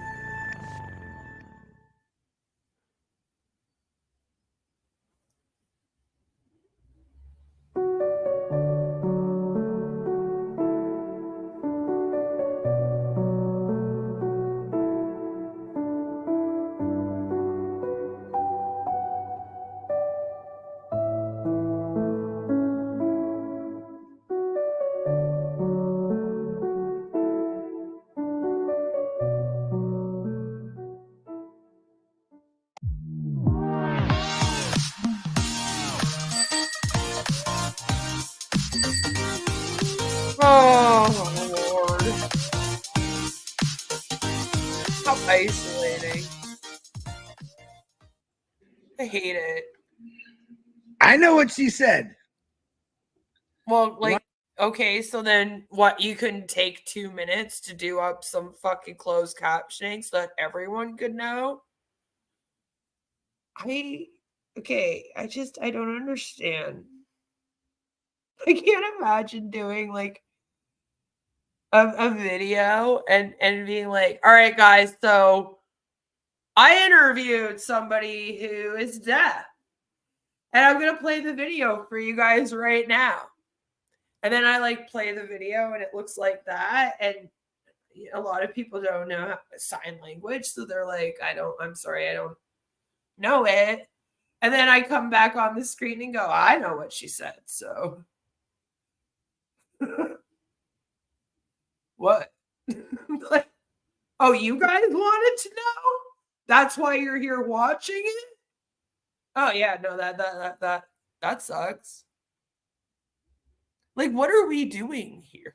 Like, what the fuck is this? I know what she said. To all those What'd she people say? wondering what she said, she says, I want to thank Onpassive. I want to thank the founders. I want to thank Ash Mufareh. I am so excited, and I love you all. There you go. And How is that a Shining the Light episode? I thought that shining the light was supposed to be shining a light on an individual person so that people got to know them in the company. And now we're not even sending in videos where we're introducing ourselves and telling them our story. We're just doing, I just want to thank Ash and I want to thank this person.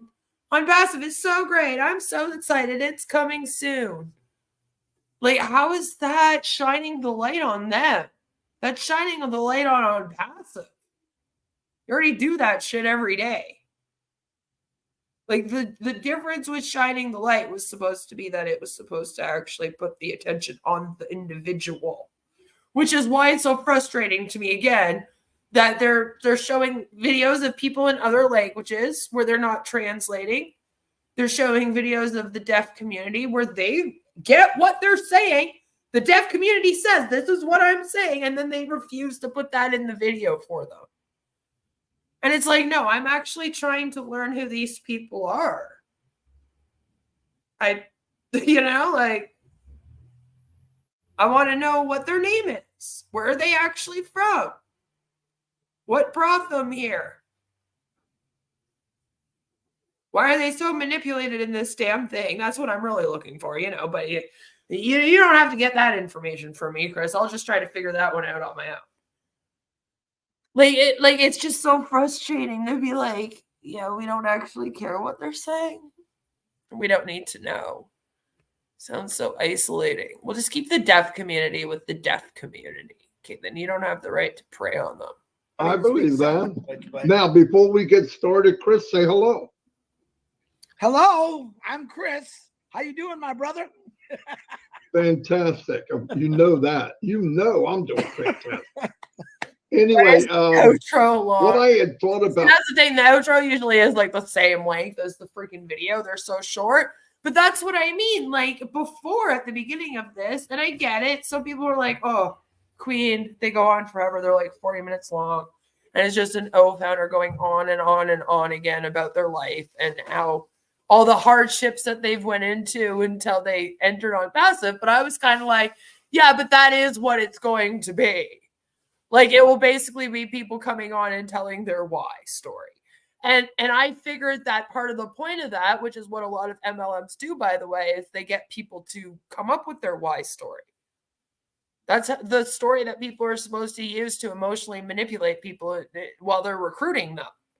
So for me, it was like, yeah, it makes sense. They're practicing it. They frame it in a way where the person has the light shone on them so that, they get some attention. They might get some extra subscribers to their channel. Everyone knows who they are. They feel special for a day. Yeah. Makes complete sense in a cult. Of course they would be doing this. And like I said, like in the stream we did about the shining the lights and what's been happening with them, it's just gotten less and less personal. And now we're just sending in videos where we're not even introducing ourselves. We're just going, thank you so much, Ash. Thank you so much, Onpassive. So it's just back to being like Bill Musk Productions or the videos that they already make and upload on their own channels. Like there's already people in these communities that make videos that are like, thank you, Mr. Ash. I love you so much. Thank you for all you do for us. And then that's the only thing that they say in the video. That's why I keep stressing this is a cult of personality around Ash. What we've all been talking about here on the lives is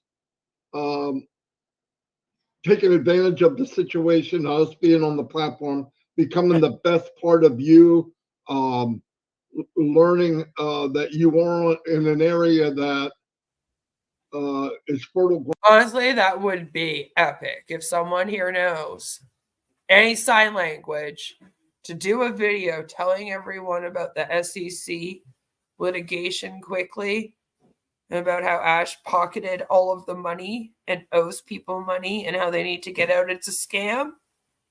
I mean, all you have to do is send it in, apparently, to Chris Johnson. Tell him it's about how much you love Mr. Ash Mufareh and it will get published. We've seen it actually happen. So, what do you think a shit did? Ground for you to be 100% of who you are. Nobody ever ask any of us to be somebody else, and don't even try Yes. it. It's enough trouble. Life Yeah, is to make them feel like they're important while basically tearing them down. Right? Putting them in bad positions where they're being emotionally manipulated and oftentimes degraded, shamed, guilted, torn down in some way. But for some reason, like they're willing to put themselves through that because they believe that it's for some greater good. They believe they're a part of something that makes them important. Or it's being framed as like some form of personal development for them, right? And that's the big one that MLMs use. MLMs are all like, do personal development, develop yourself. And they use that to sort of trick you into it's hard enough just thing, taking care of ourselves. feeling Right? important. Also, I've been saying for months, years, no one should be looked at as at a different level like you would the military. I'm a private, he's a sergeant, he's a captain. I am a founder of Onpassive. I found a land that I love. I love working No, with you're not a founder at Onpassive, right, Marty? You're an O-founder. people. Chris loves people. Automatically, we were drawn together. It's just the way things are. So you seek what you want, and everything else falls into place. And I love everybody that I've got to know. I want to meet more. For example, some of the people that have been coming on the Shine the Light. But that's what I mean. Like, you're not actually meeting them now. So doesn't it take away some of the purpose? Like, that would be like me being like, I really want to start having live streams where I have my subscribers come up and I get to know them. And then all of a sudden I'm like, nah, you guys can just send me in like a 2-minute video telling me a little bit about yourselves instead. Like, that's basically what's happening here. What's the point if you're not actually like meeting them, getting to know them, sitting down with them one-on-one? And here's the weird thing is that, like I said, it's like we complain about that, but it's actually partially a good thing because it means that they're not manipulating them more. It's more manipulative for Marty to sit down with them and form that personal relationship with each and every one of them. So in a way, it's like, oh, thank God. But at the same time, you know, like you're relieved. You're like, oh, maybe then that's not going on. But at the same time, it's like just so not personal and takes away the whole purpose of what he claimed the whole thing was about, which was him getting to know the other O founders that they don't see all the time in the webinars. And then through that, the rest of us were supposed to, right? But I can't when they're uploading videos from the deaf community and then not telling us what they're saying. And it kind of angers me that Chris sits here. This person sent him in what they said. They obviously want their voice heard. And by everyone. And it just feels really shitty to not include it. I couldn't imagine being like, yeah, if you're in the deaf community, send me your video and then have you also send me what you say and then me not including that in the video. Like, what would be the point of that? Yeah, sure, the other people in the deaf community are going to hear what you have to say, but I'm pretty sure you wanted to speak to everyone that watches my channel. And unfortunately, most of them probably don't know ASL. So I would be doing you a great disservice by not then putting that in the video. Like, I don't understand the point. It really bothers me. It's something that really bothers me. It's like you're lying to these people that you're giving them a voice and then you're taking their voice away from them. It's so bizarre. Why would you do that? Like, why would you do that? And then you're also being like, oh, well, we're going to have a personal connection because you're going to do Shining the Light with me. But then you're like, but just send me in your video and make sure it's not too long. I'll talk to them outside of Shine the Light. That's the point. I want to meet new people around the world. We had another You're one last not. night. A guy from Turkey did a video. It played a couple hours ago. To me, that is cool because the power of the company, like I've said, is so strong with the people and what kind of people we are. You got a couple people that aren't. And what I wanted to bring up, thinking about stuff that's happened in my life growing up, going from going into business at 18 and working there until I was 42, and all the levels I had moved up in the company well beyond what paperwork would say that I did. And that was through driving myself, stepping out of my comfort zone because I had to.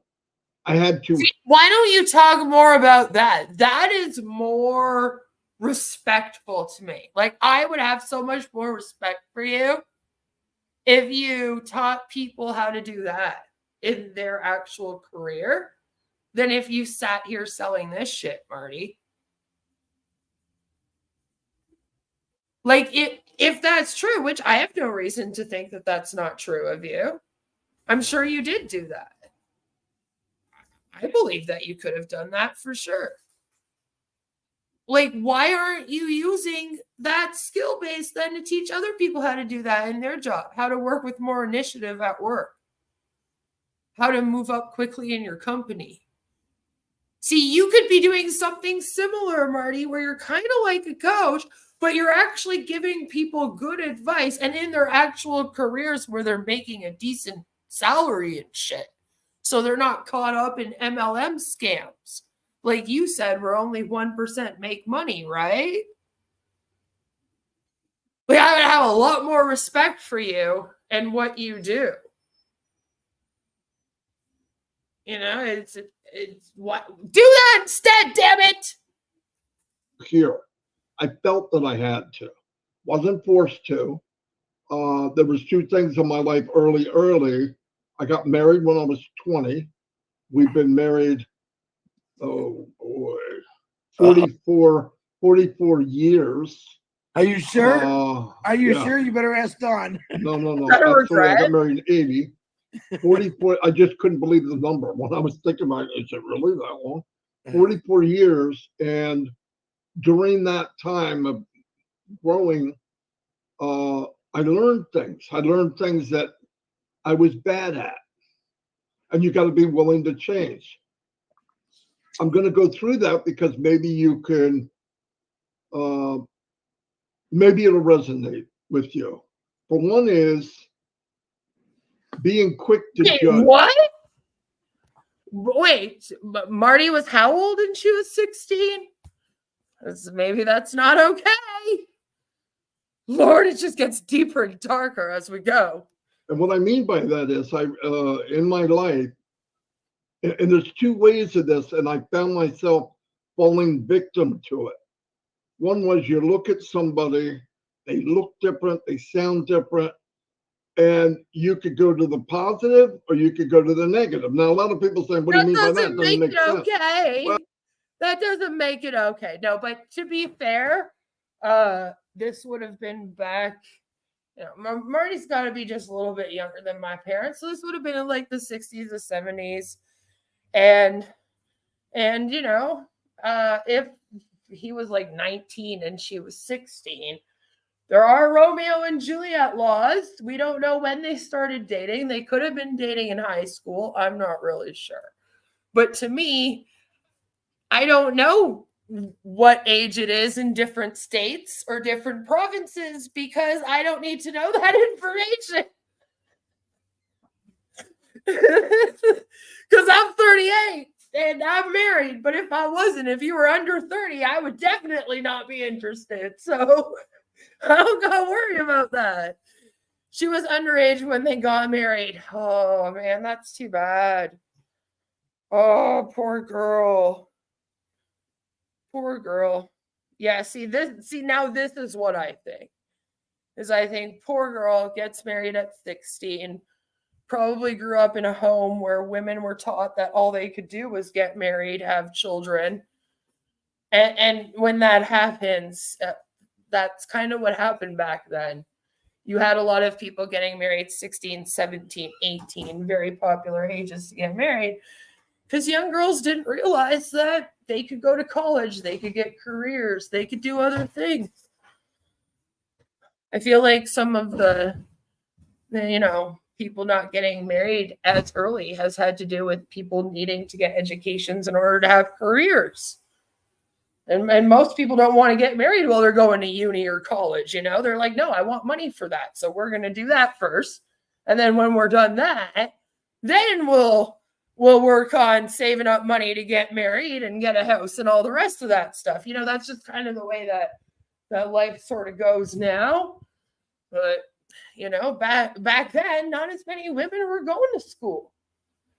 So unfortunately, you look back, you go, damn. I wish that I could just tell people it doesn't matter what age you get married, all right? Wait if you can, But yeah, I don't know what it is here. I never get it right, because here it changes. I believe it jumps from like 16 to 18 here. It was 14 at one time. I don't really know. Like I said, I don't need to know. But we had it at 14 here for a little while, and that wasn't cool. I think that's much too young. So there's that. Just imagine if Dawn had married the football star instead of the tackling dummy. No, that's but who knows? We don't know, though. Here's the thing, though. We can't continue doing this because we don't know if Dawn is looking at her life. What really matters is Dawn looking at her life like that? For all we know, she looks at Marty and she's like, this is the love of my life. He's the sexiest man I've ever seen. Like maybe to her, she's like, I love being a parent and a grandma, and I love my life. Like we don't know enough about Dawn to really say much about that. For all we know, she's perfectly happy and doesn't feel like she missed out on anything at all. So I'm going to choose to believe that they're living that life until I'm handed with information that tells me otherwise. Because sure, some of you guys may look at this and go, yeah, well, if I was Dawn, and he was on webinars all day, blah, blah, blah, I would leave.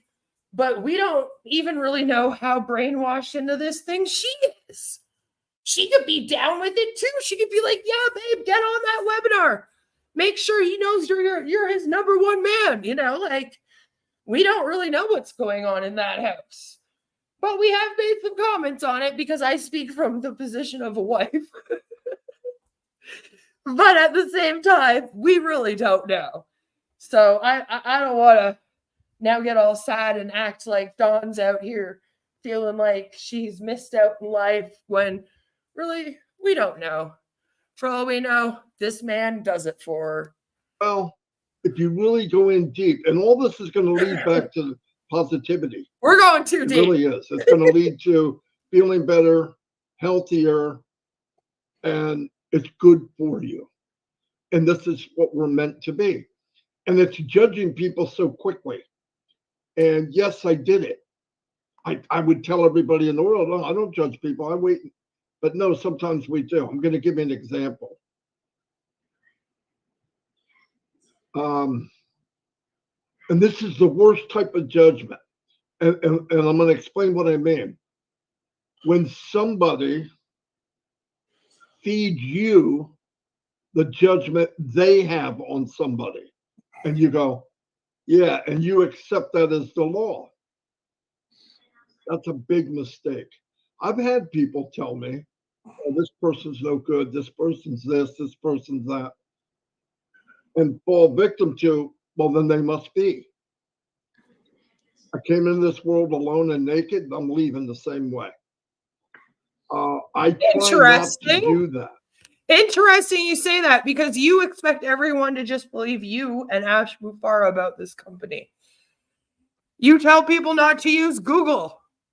It's a search engine, not a truth engine. When I cover something, I don't expect my subscribers are only listening to me. I've never assumed that. I also don't assume that they're here for me. Sure, maybe they like my coverage and they think that I'm funny sometimes, but I'm not over here like my subs are showing up for me every day. Woohoo. No, I'm well aware that most of the time it's the topics I'm covering that they're interested in, you know, but I do not ever think that my subscribers are only taking my information. And I tell them not to. I say, go look it up, go watch it. Literally, go watch it for yourselves. It's not like I hide anything either. And if people come in my chat and they're saying good things about Onpassive, I try to put that on the screen as well. You know, I'm not out here just saying, oh, I'm just going to throw up my people that are talking shit.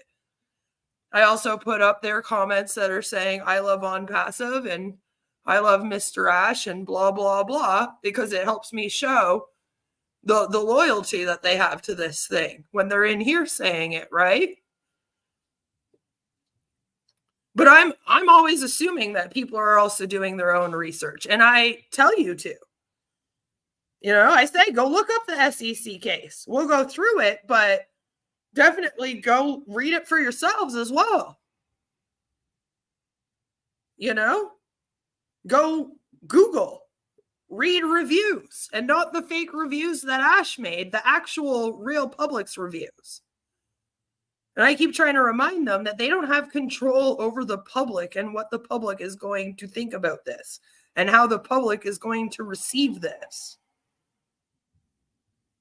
And so far, it's, you know, it's not going great for people that aren't brainwashed into this thing. So it's funny that you're sitting here trying to paint it out like that, but you really do tell people to only listen to Ash and only listen to you guys about Ash. I mean, have you talked about Ash's history of scamming? Not really. You know, like, come on. I try to say, okay, the reason I'm worried about even hearing it is because I'm afraid I'll follow it. And I have. And I'm sorry for that. I really try not to. So basically, you're admitting that you are easily influenced, is what you're saying. Like, we needed more proof of that. But thank you for admitting it. And it's happened through all of life, right? From 2,000 years ago. The word judgmental is a negative word, describing someone who often rushes to judgment without a reason. That's worse. That's direct. Oh, look at this guy. Look at him. He's got a ponytail. He's fat. He must not care about himself or anybody. I mean, all these crazy things. You didn't walk in that lady's shoes or that. When have I ever been like, Marty and Chris are fat, so that means that they don't care about anyone? I don't think I've ever said that. Man's shoes or live their life. And we have no right. I have no right. I don't want to talk for you, but I'm just giving you an example how this can help you build a better you and get to a more positive outlook, even when things are bad, really bad. And when you become judgmental, you become closed-minded. Mm-hmm. Because it's a weak person in here, not muscle. It's so easy to be judgmental and negative. But here's the thing. There's also such thing as healthy judgment. All right? Like, if you hear that somebody murdered their whole family in their sleep, okay? And your first thought is, oh my God, what an awful person. Are you being judgmental? I mean, yeah, some might argue that. But I think that that's a pretty normal response and judgment of somebody who commits a crime like that. You know what I'm saying? You hear that somebody forced people to pay him $108 million that he said he was going to use to save humanity with. And then he pocketed the money and spent it just all on himself. And he has employees he hasn't paid for 8 months' work. And you go, yeah, I don't think I want to join that company. Are you just being a judgmental person? Or are you making a good decision based on the information that you've been given? And whether or not it's positive for, the outcome of this company. Because then you don't take a chance. You don't take a chance on anybody. You automatically in your mind, they're no good. I don't trust them. Blah, blah. Listen, there's a lot of things in life we shouldn't trust. But I'm telling you, part of this came out. I believe this, but look at it, Ash Mufareh. He is extremely the opposite of judgmental. I don't even know what that is. Okay. Extremely the opposite.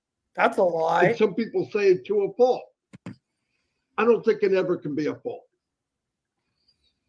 Well, would someone like Ash, or who is the opposite of judgmental, run into some issues more than people that are?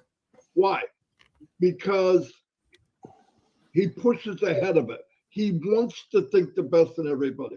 And if he runs into a rotten apple or a rotten egg, he doesn't say, this guy did this, so that means everybody from that country is that way, or everybody from that family is that way, or everybody that looks like him is that way.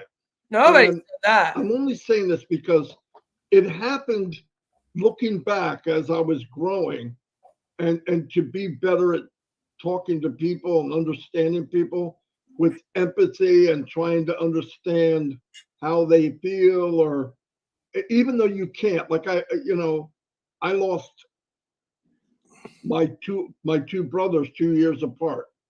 I was 8 and 10 years old. It was devastating. I remember when I lost my brother in Vietnam, I was in school and they were doing show and tell. And one of the kids had a paper, and the show and tell was showing my brother died in Vietnam. It was devastating. And as a young kid, I'm going, that guy's no good. That little boy's no good. He's nasty for doing that. Not only is he nasty, his family's nasty, his mom and dad, and that would start filling up in my head.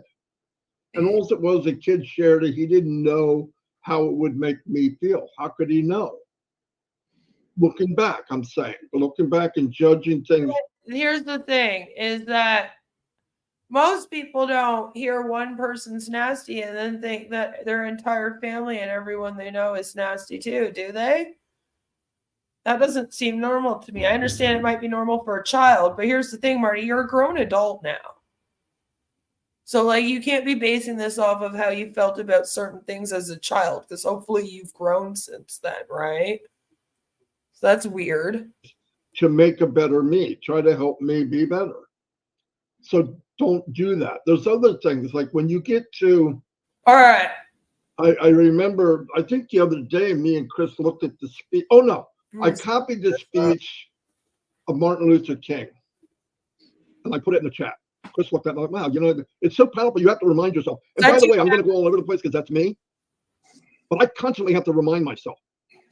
That's why people say, oh, he says the same thing every week. He says, no, there's a little twist to it. But you know why? Humans need to be charged. We need to be reinforced constantly in a good way. But anyway, in that one statement that Martin Luther King made, he said, I have a dream that my 4 children will one day live in a nation where they will not be judged by the color of their skin, but by the content of their character. Yeah. I've never been black. Yeah, well, here's the thing. Nobody's judging Ash based on the color of his skin. Not one time. Not one time has that ever come up or been our issue. Not mine, not Spencer's, not the Recovering Humbot, not the SEC. Not one person that has said anything about this scam has ever made reference, okay, to it having anything to do with Ash's skin color. So I don't know what the fuck you're talking about. If we're talking about contents of character, then yeah, that's what I'm basing my opinion of Ash on. I don't feel like he has a good character at all. I feel like he has a large ego. He's a narcissist. He refuses to look at himself and take accountability. He has no self-awareness. He's awful at planning things. He never does what he says he's going to do. He likes to make big promises. He lies a lot. He's not transparent. He's not honest. I'm going to come up with a million reasons probably why I would not trust Ash Mufareh at all. He's run several scams in the past, so like, why would I join this new opportunity of his? You know, like there's a lot of things there. There's a lot of reasons I feel like for people to be like, yeah, maybe that's not somebody I want anything to do with. But not one of them has ever been because of the color of his skin. Not ever. Never. And there are people that are white like me and judge black people and don't know what it's like to walk in a black person's shoes. Yeah, Let me give you an example. This. My grandchildren live with me. They're mixed. They have a little bit of white cracker and a little bit of African American, okay? Oh my God. So they're a little darker than white. There was a conversation I have to have with my grandson that I wouldn't have to have if he was just some white dude. Right? Yeah. Think about this for a minute. Think about the conversation and how they have to talk to their black children. Oh my God. Oh my God. Are you fucking kidding? Marty. They don't want some white middle-aged man explaining to them what they're going through. A lot of the people you're talking to are in places where racism is worse than in the USA. Like, oh my God. Oh my God. I don't know what you're talking about. They got it. No, that's being judgmental. I'm telling you. When a policeman pulls up and these 4 kids are there, and one of the kids is 6'2" and looks like he's 18, 19, and his friends are with him and they come to his boobs. Cops pulled up and thought Jaden was an adult messing with the children.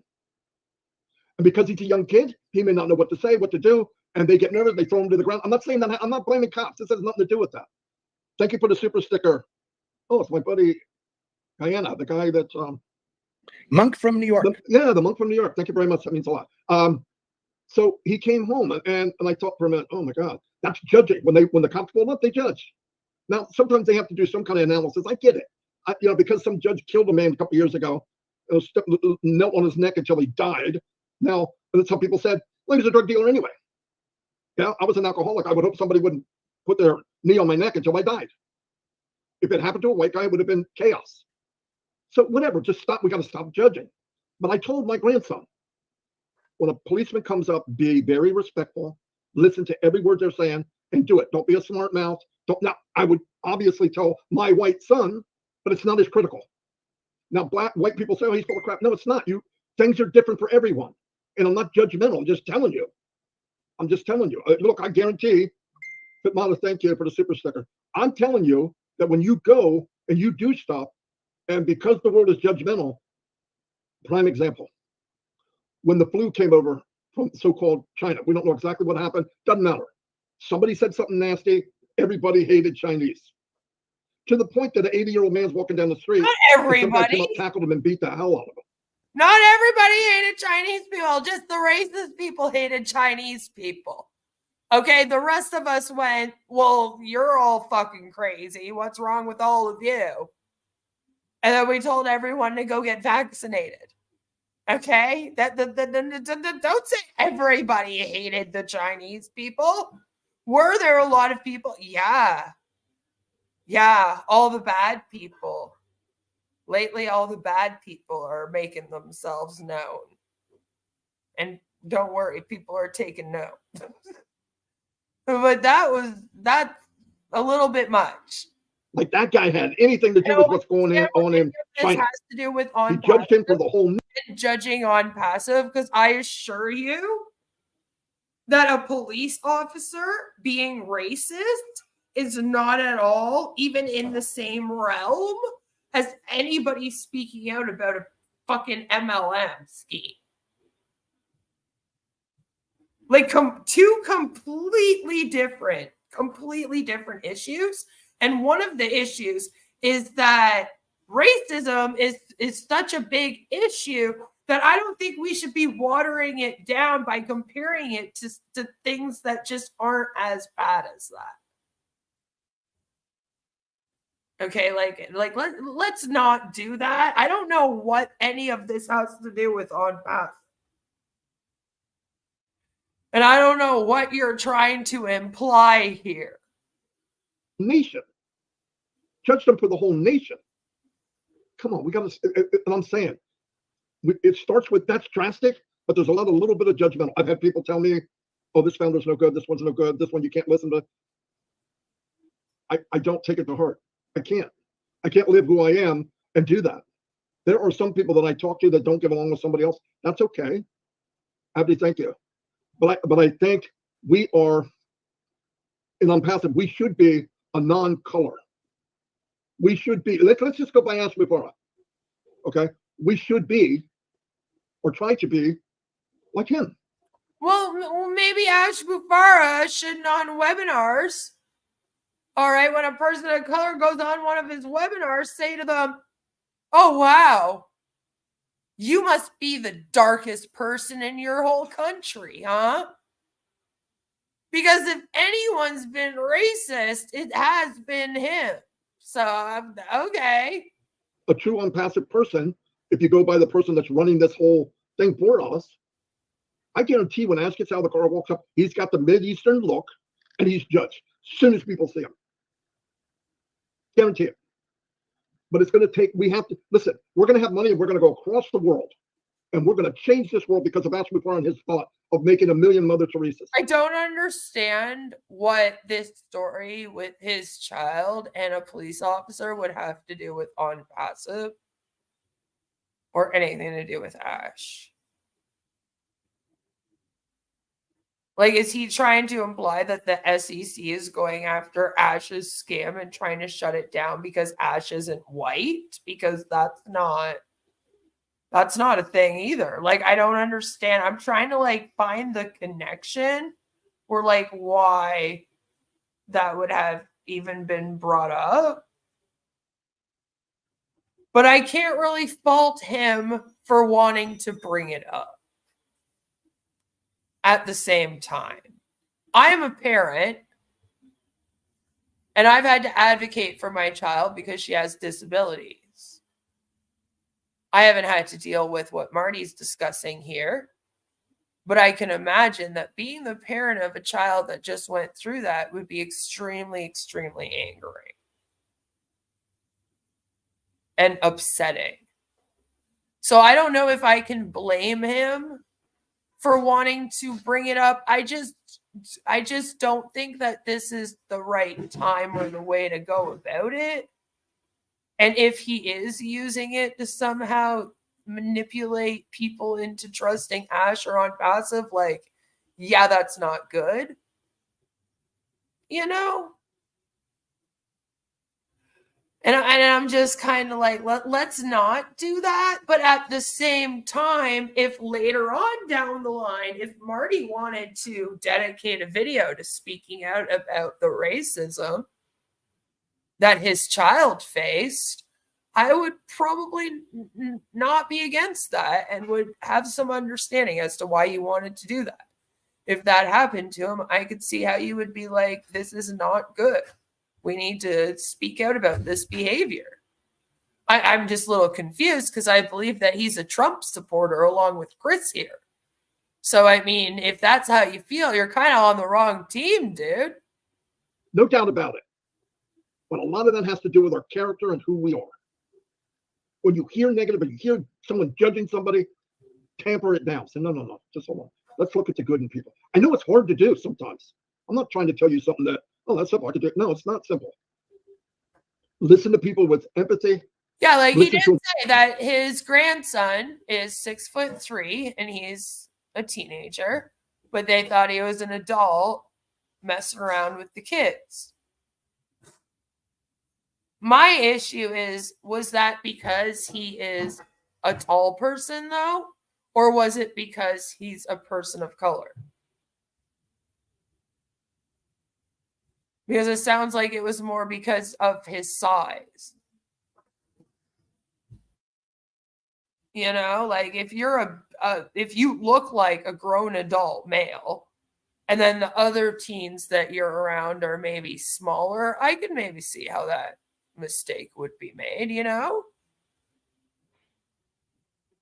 So, like, it's because it's not good to add context to something that isn't there for some kind of political agenda either, no matter what side you're on. You know, like, you don't want to be going all Jesse Smollett out here where you're making up stories either. So you want to make sure too, like, that it was over that, and like, you know. But you should teach children probably to listen to police officers, no matter what. And it is actually something that you have to worry about too if you're the parent of a child that's disabled. Because oftentimes, if police officers, for whatever reason, in your child's adult life, if a police officer ever tries to stop them for something, oftentimes people with autism have a very hard time with that. People with PTSD have a very hard time in a situation like that. And one thing for sure is that the police officers do need to learn more info about how to deal with things like that, right? So I could maybe relate in that sense, but he should really make sure that, you know, it was a race issue before making it a race issue. And if it was, then yeah, I would complain to the police department. Well, truly listen, Honestly, try to understand and be there for them. I get that cop. Last night, Julie Beer talked about her daughter. I was speechless. What do I come in and say? I know how you feel. It's a lie. I don't know how she feels. Is she devastated? Yes, absolutely. And life will throw stuff at you that you can't bear. But things are temporary. And I believe in the power of prayer. I got booted out of a store when I was a teenager because I used to dress kind of like goth. So I like walked into this convenience store and I was waiting for my parents to come pick me up. And they were running a little late. So I was kind of like loitering around this store, you know, just kind of like walking around, looking around. I was going to buy a pop, but I was like taking my sweet ass time because I was like, I have like 20 minutes to kill at this store now. And you know, a few minutes into it, the freaking person come up to me and they were like, "Excuse me, you look like you're shoplifting. I need to ask you to leave." And I was like so confused. And I was like, "Whoa, wait, what's going on?" She was like, "You look like someone that would shoplift and you need to get out of here." It was the 90s and I was in full black hair, black chains hanging on my jeans, black lipstick, eyeliner, like so at that time it was honestly normal for people that looked like me to be booted out of stores or things like this in little Napanee, Ontario. So you know, I was just kind of like, oh, okay, I'm sorry. And then I had to go get a drink somewhere else. That was the only time that I've ever experienced anything like that. And in hindsight, I probably did look like I was shoplifting because, like I said, I was also just kind of browsing around. But they were like, "You look like a shoplifter. Get out. You look like you look like the type that would steal." And I just remember her saying, like, "You look like the type that I steal." And I was like, "How do you look like someone that's going to steal?" But okay, bye. 1 in 3 people killed by a stranger were killed by a cop. Wow. Even one person for that reason. Being killed by a cop is too many. You know, the only way that you should be killed by a cop is if the cop is in danger of them dying. I was a baby goth. I kept my golden blonde hair so I didn't get as profiled. I did for a little while, but I used to like still put like the non-permanent color in my hair and stuff often. So yeah, it didn't really help me. Also, I grew up in a little town called Napanee, Ontario, which a lot of people may recognize as where Avril Lavigne is from. It's a very, very, very tiny conservative town.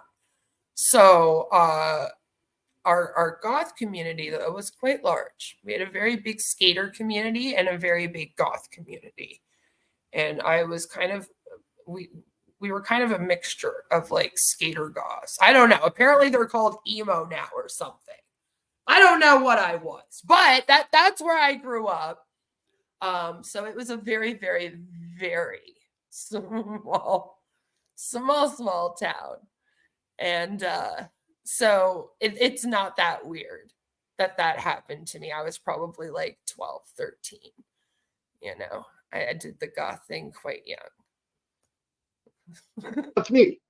Am I forcing that on you? Do I not like you if you don't believe that? I do have pictures. Even my grade 8 like public school graduation picture is me with like a black choker on and like black lipstick on. And my daughter found it and was like, "Is this mom?" And my husband was like, "Yeah, no, that's definitely your mom back then. Yeah, no, she was an interesting one, wasn't she?" I don't.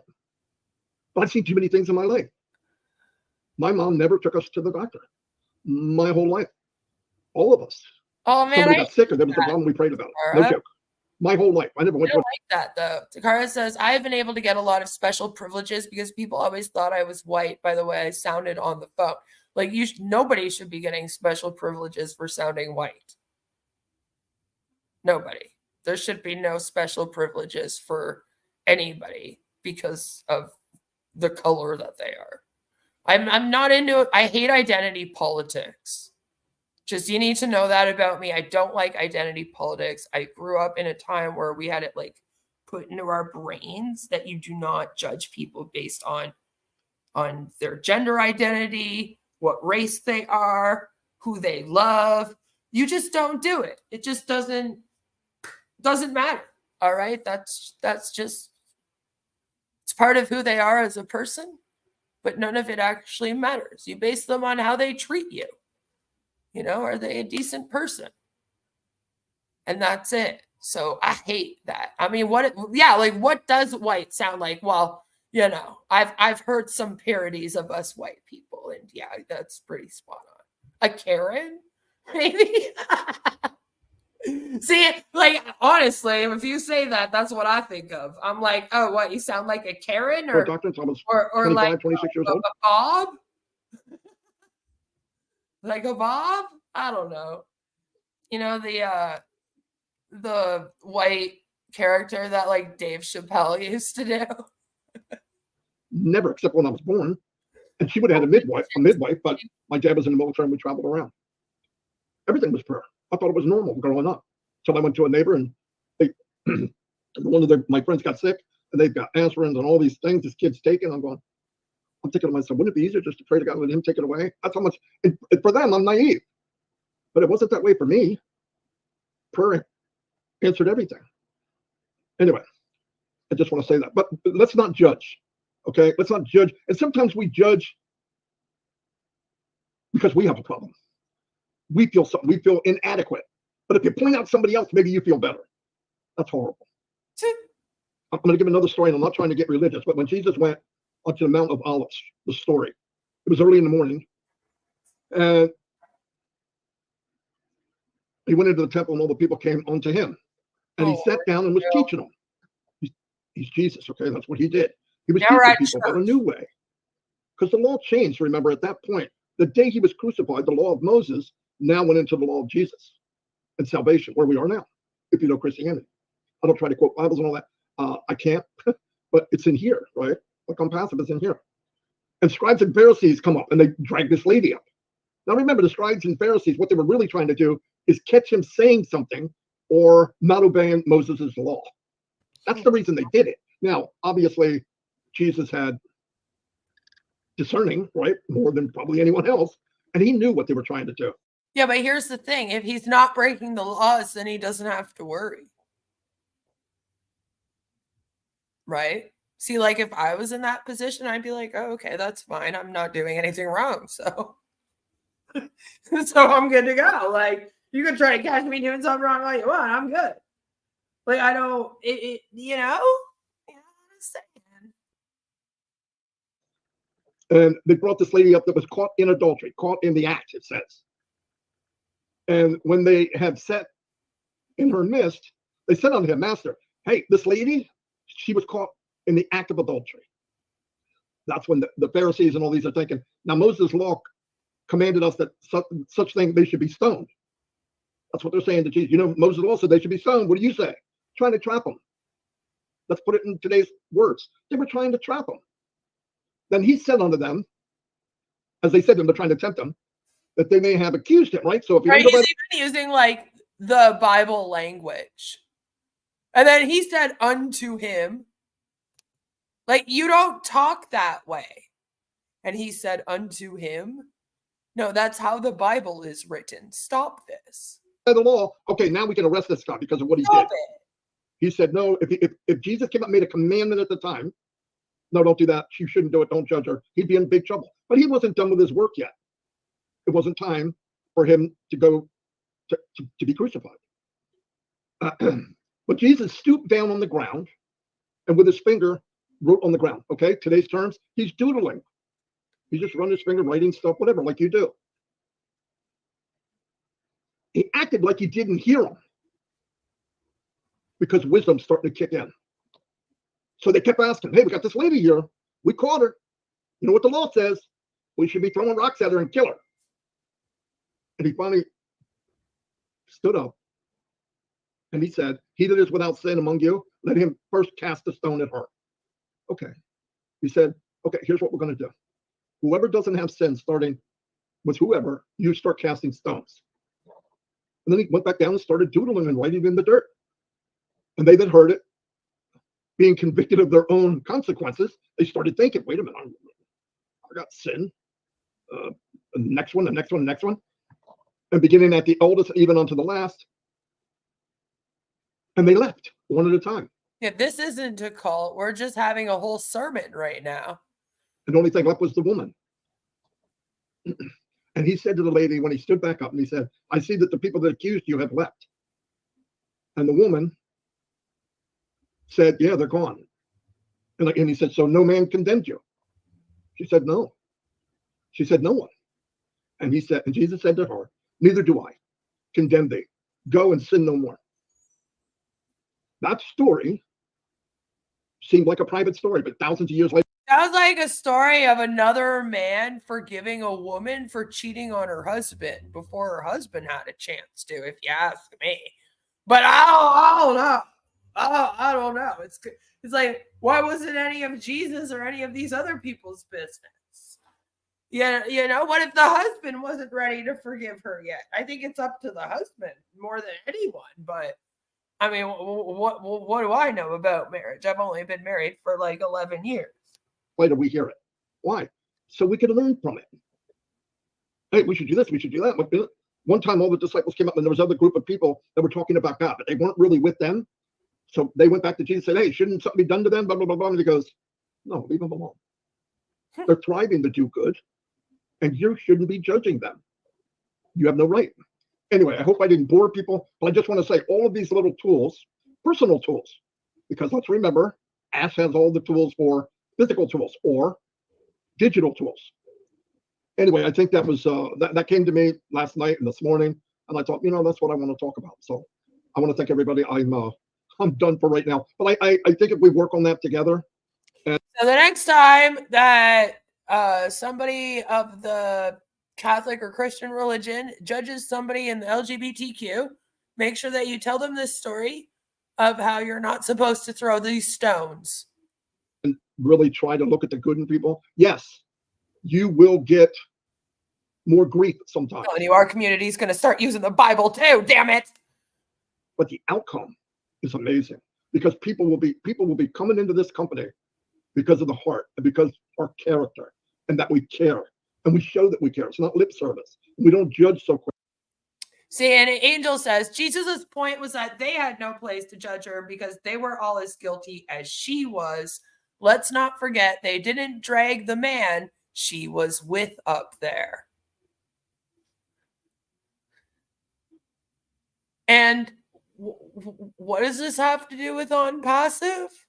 Are you saying that we shouldn't be judging you preying on vulnerable people to get them to join a pyramid scheme? Quickly. If there's somebody in Onpassive that you don't care for, keep it to yourself. But always try to work with people. I'll tell you, there's examples that I've seen, and my friends here have seen, well, go do this. No. It was almost like they're our enemy. I said, yeah, but if you go and act like they're not, the only one that has an enemy is them against you. Oh, If you wow. pretend like you don't know. Jesus acted like he didn't hear them. Enemies takes two. Enemy is one. And with one, you can't have an enemy. They may not like you, but if you don't like them back for whatever reason, it's never good enough usually. That's enemies, and that's judging. And what happens if team one doesn't like team two and there's 5 on each? You've got 10 people that don't like each other. What happens when there's 1,000 on each? Now you got 2,000 people that don't like each other. And some of those people don't even know why they don't like team 2 or team 1. So I think we can work on that and make things better. I hope that made sense. Didn't mean to preach, but I'm going by how I feel and what I've seen. And if it helps you, that's all I can ask. Go ahead, Chris. Weird. Good morning, brother. I love you. I don't know how I'm going to follow this. I will try. Number one, I want to wish Minnow and Jean a happy 30-year anniversary. I could be on the show tonight. I'm feeling a little bit better. My voice is still a little scraggly, but we're getting there. Wow, Marty, that's pretty good conversation there. And I don't want to preach on it too much because I think you said it all. But remember this too, guys. Being judgmental in this world has created a lot of wars and a lot of deaths because one country doesn't like the other country because the way they wear their headpiece or the way who they pray to. If people would just learn to get along and stop being judgmental on something because you don't like it, listen, because you don't like something, it gives you no rights to hate anything. And I think that's a big part of this world's problem here. But I try not to hate. I get angry. I get mad because I'm a normal human being. But hate, it's just one of those things I don't like using because hate, again, causes many people to die, many wars, many crazy people coming out. Marty, you touched on just about everything that I could even think of what you were saying. And yeah, we can always relate things back to the Bible, which I love doing because that's how I try to live my life. I'm not perfect. Don't ever think I am because I'm not. I have my ways about me that are not perfect like everyone else. But well, it's okay, Chris, because apparently even if you cheat on your wife, you're fine, according to Marty. I think the thing here is we see a lot of people in the last, for me, almost 4 years coming up here soon, being judgmental toward us because we're trying to talk about something that's really good. And I don't know why a lot of people, they like to heckle. You know why? Because it's easy to do. Social media, I've said it for the last 3 weeks, is a very, very dangerous weapon sometimes where you could say something about somebody, even the leaders of all countries calling someone a name or saying they're evil or this or that. Listen, I got news for you. Don't tell anybody. It's a secret, but there's good and bad in every race in this world. There's good and bad in white people, black people, Asian people, Martians will say, because someday they may come out of nowhere. But no matter what, we're always going to have someone that's going to hate.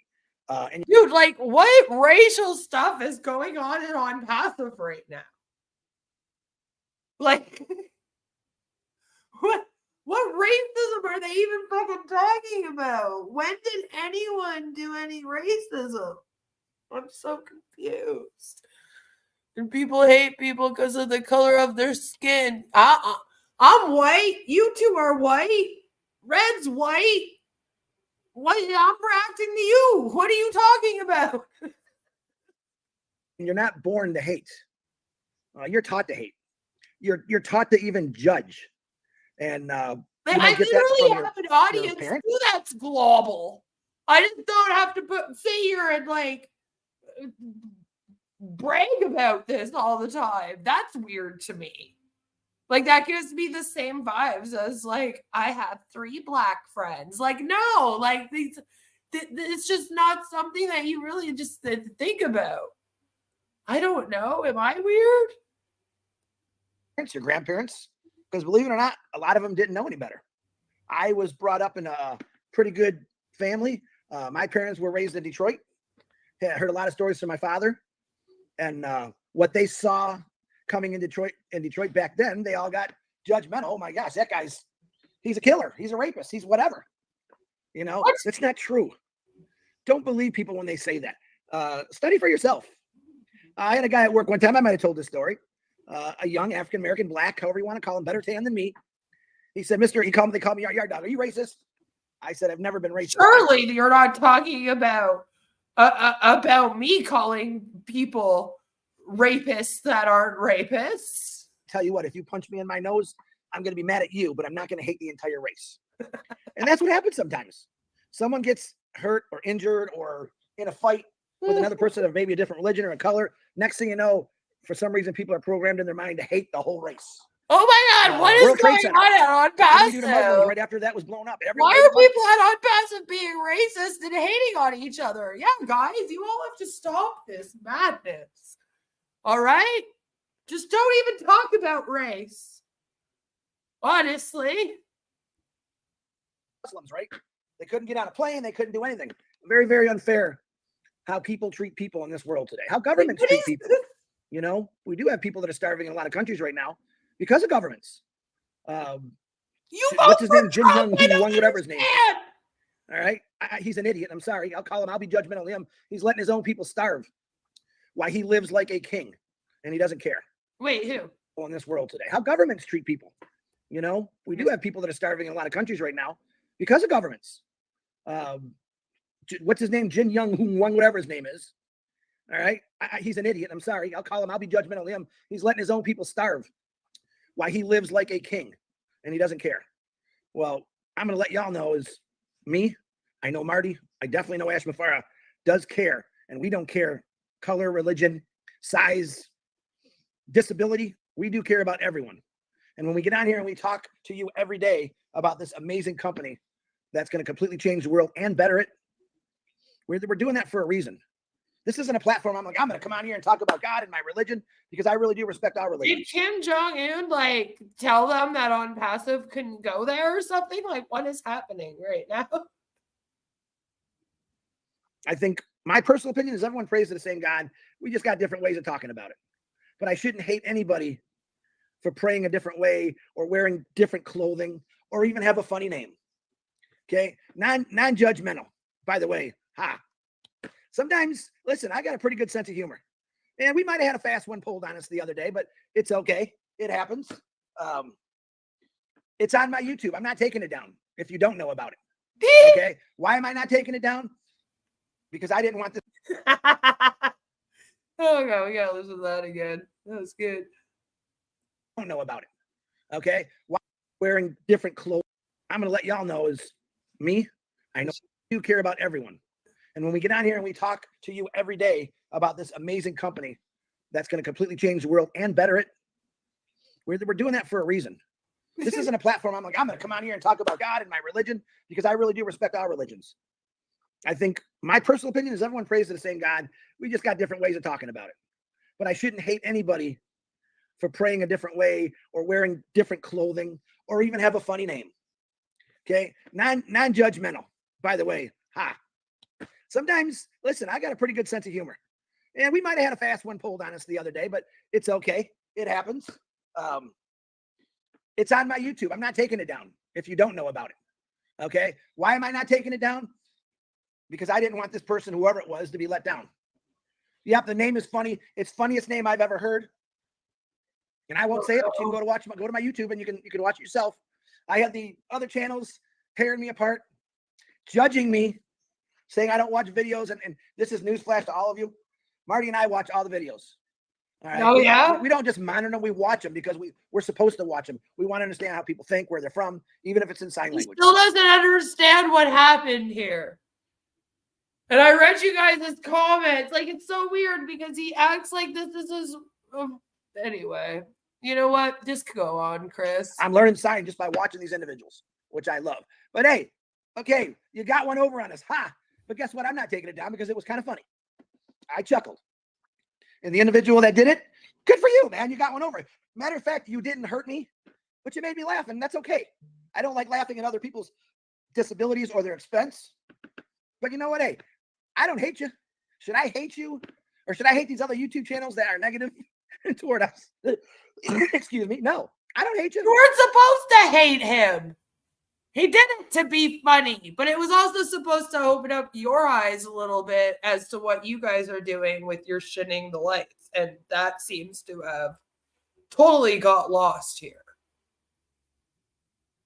Okay, and you still don't seem to fully understand what's going on here. And I don't understand you guys. Because one day you're sitting here and you're going, there's this horrible, evil tyrant of a woman that is trying to save us like we're some kind of victims in a cult. Isn't she crazy?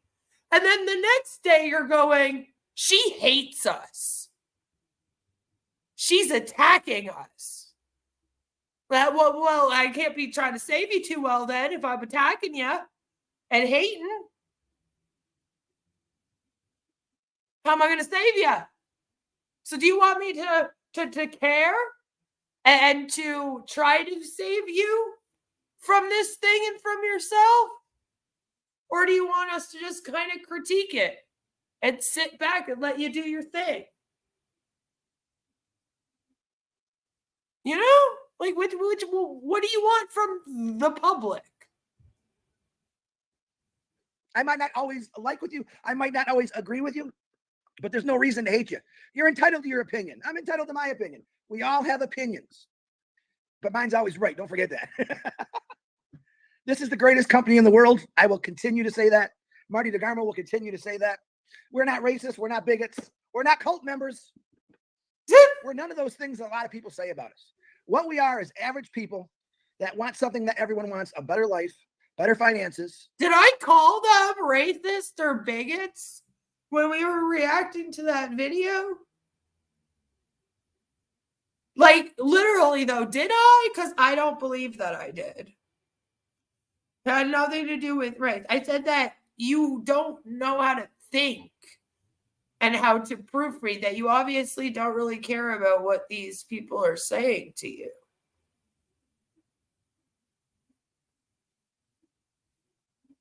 And I still think that that's true. Chris putting this on anyone else is actually insane. Dreams that we've never been able to do. And that's Onpassive. And I remember one time in my life, that was America. All right. And things have changed. Oh, no. Why have they changed? Because we literally, America's the melting pot. We have people that came in with different dreams. And when I say that. And then he goes, oh, and I'll vote for Trump in the next election, guys. Some people want to build farms. Some people want to have restaurants. Do I knock any of those people that are trying for a better life? No, I applaud them. I'm 100% behind anyone that is trying to better their life, even if it's working in a factory for 32 plus years, because they're bettering their life. See, like, that's my point. My point is you either don't care or you're very naive. Like, I guess pick whichever one's easier for you to stomach, you know? They're reasonably well off financially compared to third world founders. They don't have any sort of emotional intelligence. And that's part of the problem too. And they're very privileged. They don't understand. And to me, that shows lack of empathy because they don't know how to step outside of themselves for a second and go, yeah, sure, $97 might not be a lot for me, but it might be a lot for someone in Papua New Guinea to come up with. So maybe I shouldn't sit here and poo-poo at it. You know, like they don't really know how to do that. I don't see that from them. They seem to only see it from their point of view, see things from their eyes, you know? Did Chris wake up on the wrong side of the alcohol today? What's crazy is he still has, I shit myself in the description. How lazy do you have to be? I sent Chris a message explaining everything. He said he found it hilarious. Yeah, we read through those. We read through those in my comment section anyway. I don't know if you sent him another one privately or not, but he did say that he found it funny. But that's the thing, is that he's the one that wrote it like that. Nobody else did. So it's like, did you do that on purpose because you thought it was funny and you knew this was a joke? Or did you not know it was a joke and now you're like, okay, yeah, you guys got me. That was funny. Because there's nothing wrong with either, by the way. Number one, never knock a person with a disability. Never bully anyone. I joke around a lot. I do. If I go too far, I usually catch myself and I apologize to people. But the world's too little to be bullying people. It's too little to be judgmental. All right? I pray every day there are no wars. I pray every day for peace. I don't know if you know that about me yet. I don't know if you know that about Marty yet. We got a lot of the same religious backgrounds and beliefs. But one thing we're both 100% sure on is Onpassive. And what Ash Mufareh is doing for us, has done for us, and continues to do for us. Oh, Lord. Okay? Nothing. Don't ever forget that. All right? I'm going to be dead someday. Someday I'm going to die. I hope you can look back on YouTube and say, look at this guy. And look where Onpassive's at today. He really believed this, and look what happened because he believed in something. He took a chance. He took a chance. He held his faith, and he believed in something, which a lot of people today, I think, have a hard time believing in anything because there's a lot of hate and wrong in this world. All right, go out your front door today and smell that fresh air. Smell that free air. There's a lot of goodness in this world, man. And there's a lot more that's coming. Don't let evil or judgmental or bullies knock you down. And if they do knock you down, get up and walk the other way. What is that? Turn the other cheek, we say. Now, for me, that's probably a little harder to do if someone, wants to punch me in the face. I probably would react like a normal human being because I'm normal. But there's no reason to hate an entire one portion of the world because someone slapped you or someone made fun of you. So you can make fun of me all you want. I don't care. I think it's funny. I got a great sense of humor. You can make fun of Marty DeGarmo all you want. I have a really big sense of humor for that one. What I want to say is I love you all. And yeah, we went off a little crazy on this one today. And maybe because we like talking from our heart and telling you how we feel. And that's okay. We've listened to thousands of people and their stories. Good, bad, ugly, crying, horrific. But we're all here for every one of us. Onpassive is one tight-knit family. It is not going anywhere. I can promise you that. And I think soon. I think soon. Don't know when. I think you're going to see a lot of things start happening here. See, I don't know if you have Tourette's for real or not, but I have things wrong with me and I deal with it through humor. So I just figured, whatever about that. I just found it a little weird that Chris posted it. That's something that I would post on my channel to make fun of them. Right? That wasn't a video that they should be posting. And it's even more hilarious because on that same day, Tanya did a whole post where she was telling everyone that they had to be friggin' professional. If you guys remember, we talked about Tanya's reign, and she was telling everyone to put Onpassive in all caps. And she's telling everyone, imagine how annoying for us admins in all Onpassive groups it is to repeat this again and again about people not using all caps, putting their name in the lives.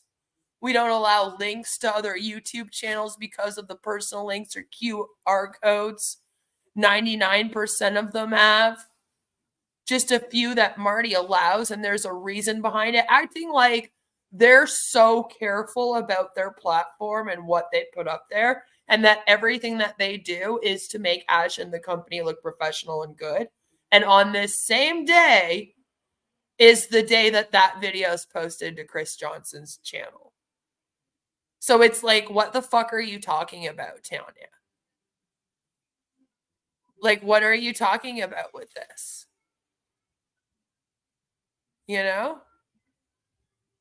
If you don't see your post published, think twice about what you wrote. Trying to share old videos and images is not the right thing to do now.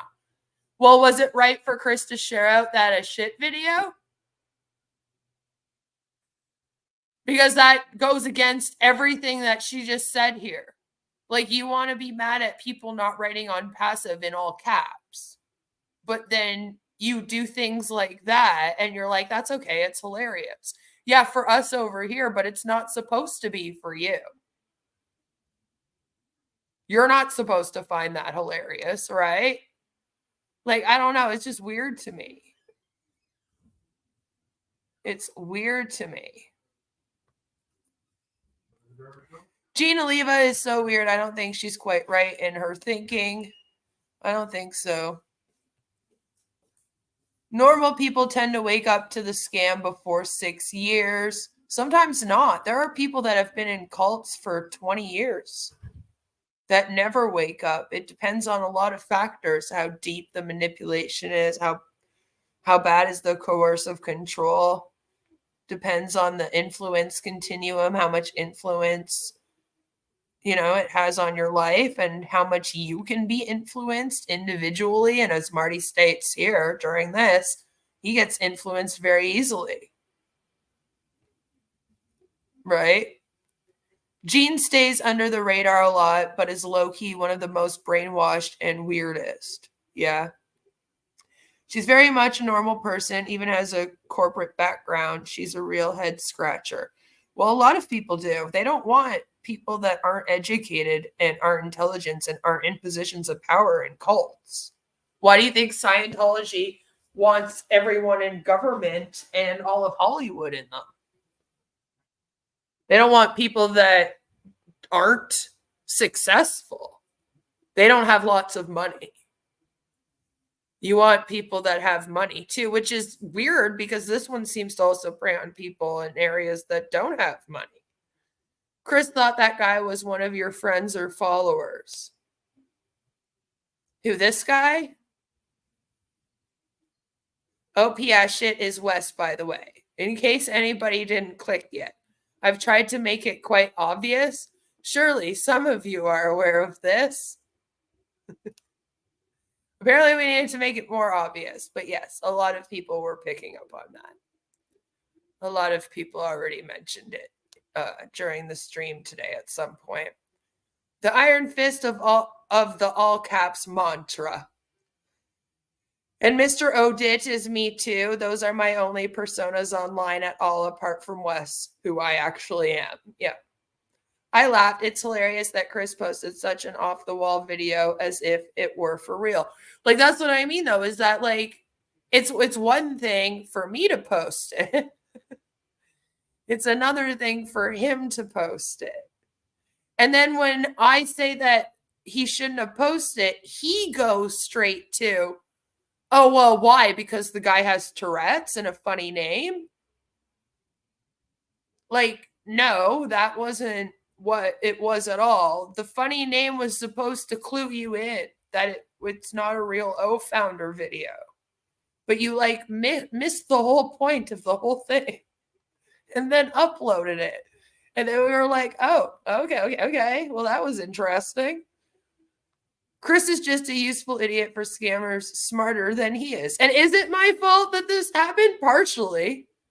I can't say it's not. When you told people to send in videos, we were joking that we should all send in videos and see if one of us could make it up there. It was only a matter of time before somebody did. But again, this just goes to show you, like I said, you are a little careless. And I don't know how. And to me, you're careless just because you weren't thinking about this post in your own group that went up on the same day. I don't understand how you are having Tanya yell at people, telling them that there's this special way that people have to be in order to be seen as professional by you. And then you literally doing this and posting up that video. Like, these things just don't add up. And you're out here talking about the KYC and how it's going to make sure that you don't get hacked when it has nothing to do with hacking. In order to not get hacked, you're going to have good firewalls, good privacy protection, antivirus stuff, anti-hacking stuff you can get. Like, that's the stuff you need to not get hacked. It doesn't really have much to do with the KYC, but I mean, when a video like that you upload the way you did, it's like, can we trust that this company is actually crossing their T's and dotting their I's, you know? And a lot of us thought until today that maybe it was just Chris that was duped, but now he's sitting here saying, No, Marty watched it with me like 3 times. And I feel like you're making it worse. I'm like, stop talking. Stop talking. You're making it worse for all of you. Stop going there. Just stop going there. It's not good. Stop going there. Okay, because you don't even need me. She wants to be the first to make us look silly. You do it fine on your own. Okay? See, you don't need me to make you look silly. You just are silly. So hang on tight. Don't ever forget the love that Ash Mufareh has showed to all of us for what he's doing. But give him a lot of thanks for it. Thank his wife, thank his kids for the sacrifices that he makes for his family. But we're his family. Don't forget that. Marty DeGarmo, back to Yeah, you. watch, like, somebody meets one of Ash's kids in future, and they, like, walk up to him, and they're like, hey, I just wanted to thank you for your dad dedicating his life to making this scam that ripped me and my family off for money and then kept them on webinars for years. And the kid's probably going to be like, why? I didn't have anything to do with it. Don't bring me into it. Well, I love the session. I hope we helped. It looks like some people are happy about it. So I just write my dad in like jail Chris said, now. we say what we feel, and it's all about us, though. Really, I mean, I was saying that to everyone, and I wasn't projecting what I feel. I was talking to me too. Okay, I was a bystander of my own talking. Same with Chris. So thank you, everybody. Don't forget, 360 is scheduled for 2 p.m. That hasn't changed yet. If anything this goes, was and before because that. Ash is working like a crazy man, I don't know, 18, 20 hours a day.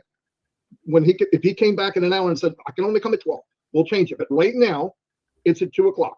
And it was. Okay. If he can make it, he'll have the link. Don't worry about that. And remember something, if he can make it, he wants to be there. But if it has to do with getting something done for us as a company, he might take that route first. Because Lord. Ash loves giving, and he wants to give us big stuff. Trust me. Ash Well, loves keep us happy, saying and that's that. what he's trying to do, as crazy as it sounds. Anyway, love y'all. See you at 2 o'clock. Me, Chris, and Red, and Mr. Mufareh, if he can make it. And have a great rest of your day. Bye. Say bye, I Chris. feel like they Bye, Chris. want him to be there, though. Because, like, Chris showed up in full suit. Full suit. So I do feel like he knew that he was going to come. So that was their stream from earlier, which I didn't mind reacting to that one. It's been a little while since we've heard from just the two of them because, honestly, Marty oftentimes just tells his story again, and then Chris just hypes up and does prayer. And it's been the same. It's been the same over and over again, and you guys would hate me if I just continuously put you through that. I feel like you're very familiar with what they're all about. So unless they're doing something that makes me go, whoa, what is this? Like the shit video that Chris uploaded, then I don't really want to hear from them much, except we might be listening to them tomorrow, because one thing that I do like to hear from them is how they interpret the 360 with Ash, which is what we were reacting to today.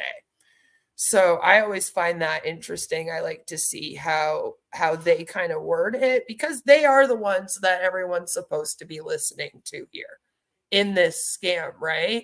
So since they're the ones everyone's supposed to listen to, I like to actually hear what they have to say about it. And something tells me that their live tomorrow is going to be their interpretation of everything as usual. So I'm going to watch their live tomorrow. And then if I feel like that if they do that, then we'll react to them. If not, then we'll find something else to do. But again, I just want to show you the website is still down in this moment. Again, it's been down since Monday, like completely down, where it says the site can't be reached. Like it's not even being hosted anywhere anymore, but they still have ownership over their domain name, I believe, until 2028. If I'm remembering correctly. Don't write that down and hold me to it. But in the video where we went over the website originally going down in the contract that they had and everything, I believe that they own the actual onpassive.com domain name, which is different than the host, by the way. They bought that domain name, and they own that, I think, until 2028, which in June as well, if memory serves me correctly. They have moved the Onpassive case till 2026, so we're make sure that you check out the Recovering Hunbot's latest live stream on Onpassive if you haven't yet. I do think that Mike Ellis is still working his other job. He has been present at the last few Heroes webinars on Sunday. He makes an appearance usually on those. So, maybe he doesn't work Sundays, but that's when you can usually catch Mike Ellis. I believe he is still working. Very easy to forward. What? Sorry, Scam Chan. I don't know what we're talking about now. Decoding Ash Speak. Yeah, that's pretty much what they do for like the next week now. Because they don't have anything else to do. So what else are you going to do other than talk about what Ash said, right? And tomorrow it will be usual. It's usually the next day they do a whole webinar where they break it all down for us. And it's great fun. I am hoping that I'll be able to do Friday this week. And I am hoping that we'll be able to play some games. So stay tuned for that. But that is all that I have for you. This went a little longer than I expected, but it's all right. We had a great time. And I hope that all of you guys enjoy the rest of your evening. I will set up the streams on the days of, so just pay attention to the community tab. And I post everything I do there and on my socials. I love you all, and I'll see you all very, very soon. I believe the Recovering Hunbot might either be live right now or she just went live. So go and check that out when you're done here. And I'll see you guys tomorrow. Mwah! Bye!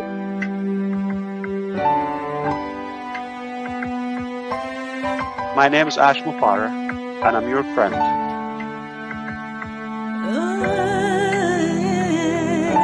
My name is Ash Mufareh, and I'm your friend.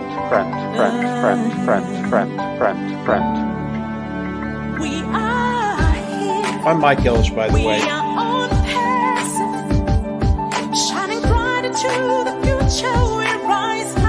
Call me Reverend Jim Jones, okay? Let's go to Guyana, all right? No joke. If that's a call. Hey.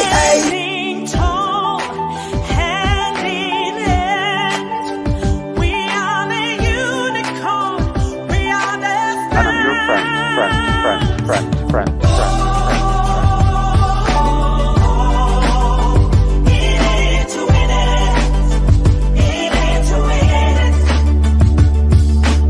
That negative YouTube channel has got more followers on it than I do on my own.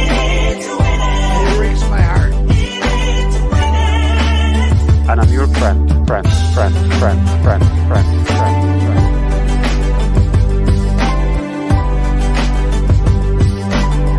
My name is Ash Mufareh. If you're rude, if you've been doubting or spying, or we know who you are. Stop going there. She wants to be the first to make us look silly. Yeah, Queen of Karma's on there asking for a debate. That's the lady I brought on. Her debate was 3-minute Ash. And another Queen of Karma person asking about why don't we answer the question about religion. I think we've answered that over and over again. I've been answering them all more than one. It's not the answer you want, but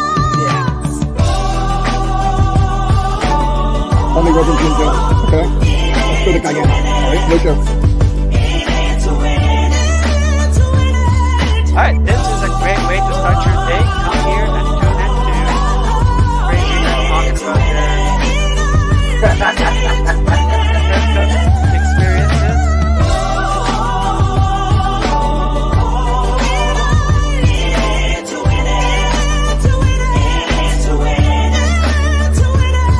My name is Ash Mufareh.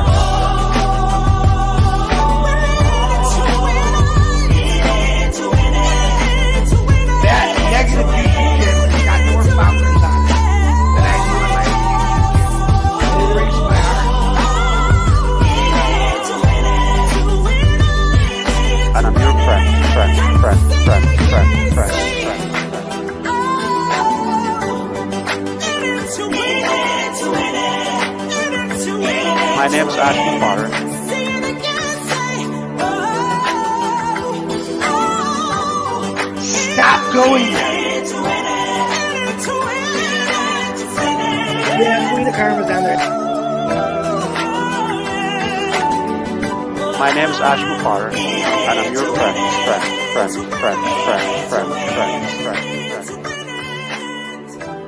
Let's go to Guyana.